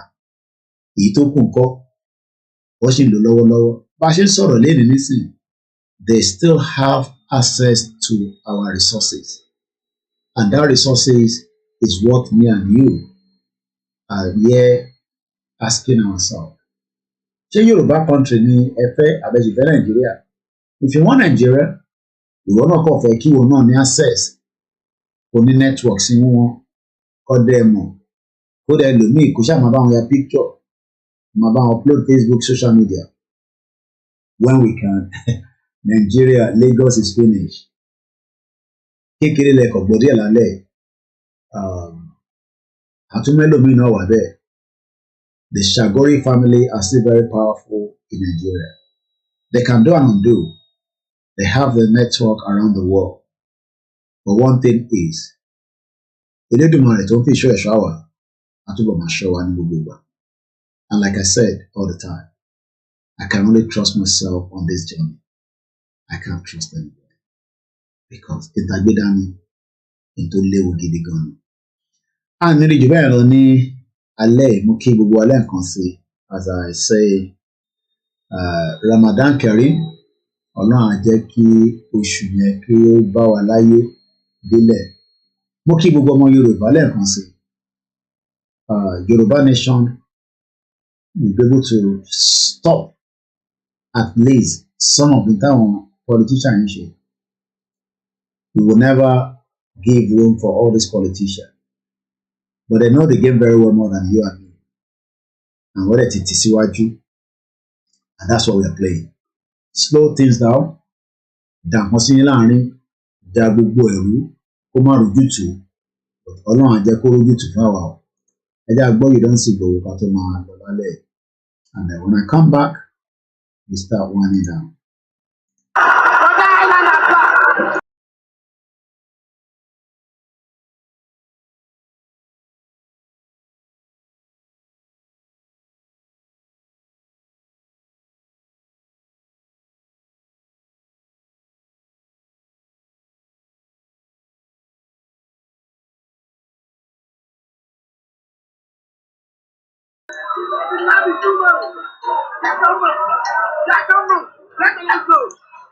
Lẹ́ẹ̀kan sí ẹ má bínú pé a tètè bẹ̀rẹ̀ mo fi sọ. I'll be out again tomorrow. Mo kí gbogbo wa ní gbogbo ibi tí ẹ ti láǹfààní. Nigeria has killed a lot of the dreams, but I'm sure we will survive. Mo kí ìyá mi tó ṣe wọlé First Bank làwọn ti ṣiṣẹ́ kó tó retire wọn máa bá ń dúró tì. Mo kí gbogbo ìyá wa Instagram Queen B_209 Ọ̀túnba Olúwaṣínà Atola Musiludeen and the rest. Ìyá mi Bísí Mákànjọ́lá, ìyá mi Tẹ́mítẹ́mí, all our beautiful mothers and our sisters. And as I said, we will get there. Mo kí Pastor Ṣọlá Dàda, mo kí àtòbí mi lọ́mọ, mo kí àwọn ìyàwó mi, mo kí àwọn ọmọ mi, mo kí gbogbo ọba ilẹ̀ Yorùbá. Odò agbèwà kò ní gbé ọ̀dàlẹ̀, tó bá jẹ́ mi náà ní ọ̀dàlẹ̀ ẹ̀gẹ̀ kò gbọ́dọ̀ gbé mi rárá. But one thing is, my media will continue to work back to back, 24/7. Yoruba nation no going back. Politics is not going to work. Only Bakers, both at type mo ko wa nbe. I can feel your energy. Thank you so much. Ẹ jẹ́ ká ṣe sùúrù. Ẹ̀yin tẹ́ ẹ sọ pé ìkọ̀kan lọ mọ́ gbogbo ẹ̀ quiet. Ẹ̀yin lè feel bad. There's work going on, but there's less than we are told to say for now. But when the right time comes, the push will come back out again. But for now, Yoruba nation is the final solution. What to destroy Nigeria? Wọ́n ṣe lénìí. Àwọn tó mọ̀ ọ́nà Nigeria dáadáa. Nígbà tó destroy ẹ̀tọ́. Kí làákàyè wa bá ṣí, wọ́n gbé lọ sínú darkness, inú ẹ̀mí burúkú. Oríṣiríṣi àǹjọ̀nú ló ti unleash sínú Nigeria tẹ́yìn wò yẹn. And we are fighting things that we cannot see with our naked eyes. And I'm taking you to another area now, but we're gonna come out. I have 4 minutes left. Ntí ọ̀bá dẹ̀ rí, báwo ló ṣe fi bàjá? So tá a bá sọ pé àwọn kan ò gbọ́, it's because they are in darkness. A lot of powerful spiritual demonic things have been released in Nigeria for a very long time. And that's why it's proving difficult for some Yoruba people and Yoruba and Biafra and Arewa, Edo people, Middle Belt, Kanuri, to really understand the trueness of who that country is all about. Nigeria is low anybody, but they do not pay. As a Kotawa why, the generation one, I'm a four, or somewhere, Okudieni, Ona Yalamasun, Kolonko Juasaye. Thank you so much once again. As it's now 12:30 a.m., Barika de Jimo, the first Friday of Ramadan. And make sure pé ẹ kí Jímọ̀ ní lásìkò tẹ́ yẹ kẹ́ kí o. Ọ̀rọ̀ yẹn la máa sùn, ó dàrú.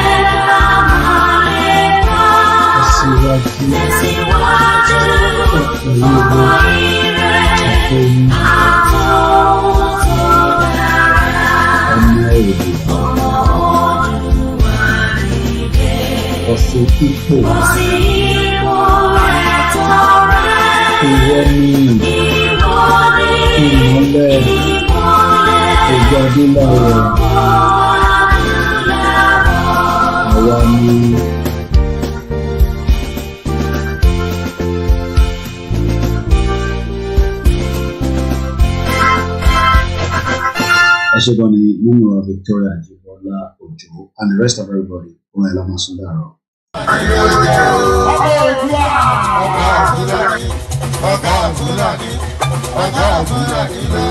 Yorùbá nation yìí ti gbogbo wa ni kó má gbọ́dọ̀ bàjẹ́ torí kò sílùú mìíràn.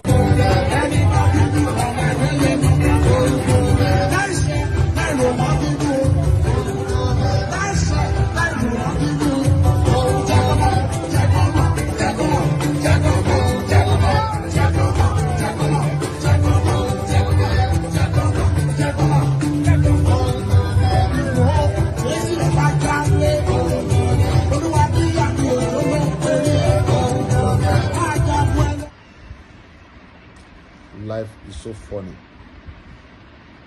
You come with nothing, then fight for everything, and later leave everything and go back with empty hand. God is powerful. Good night.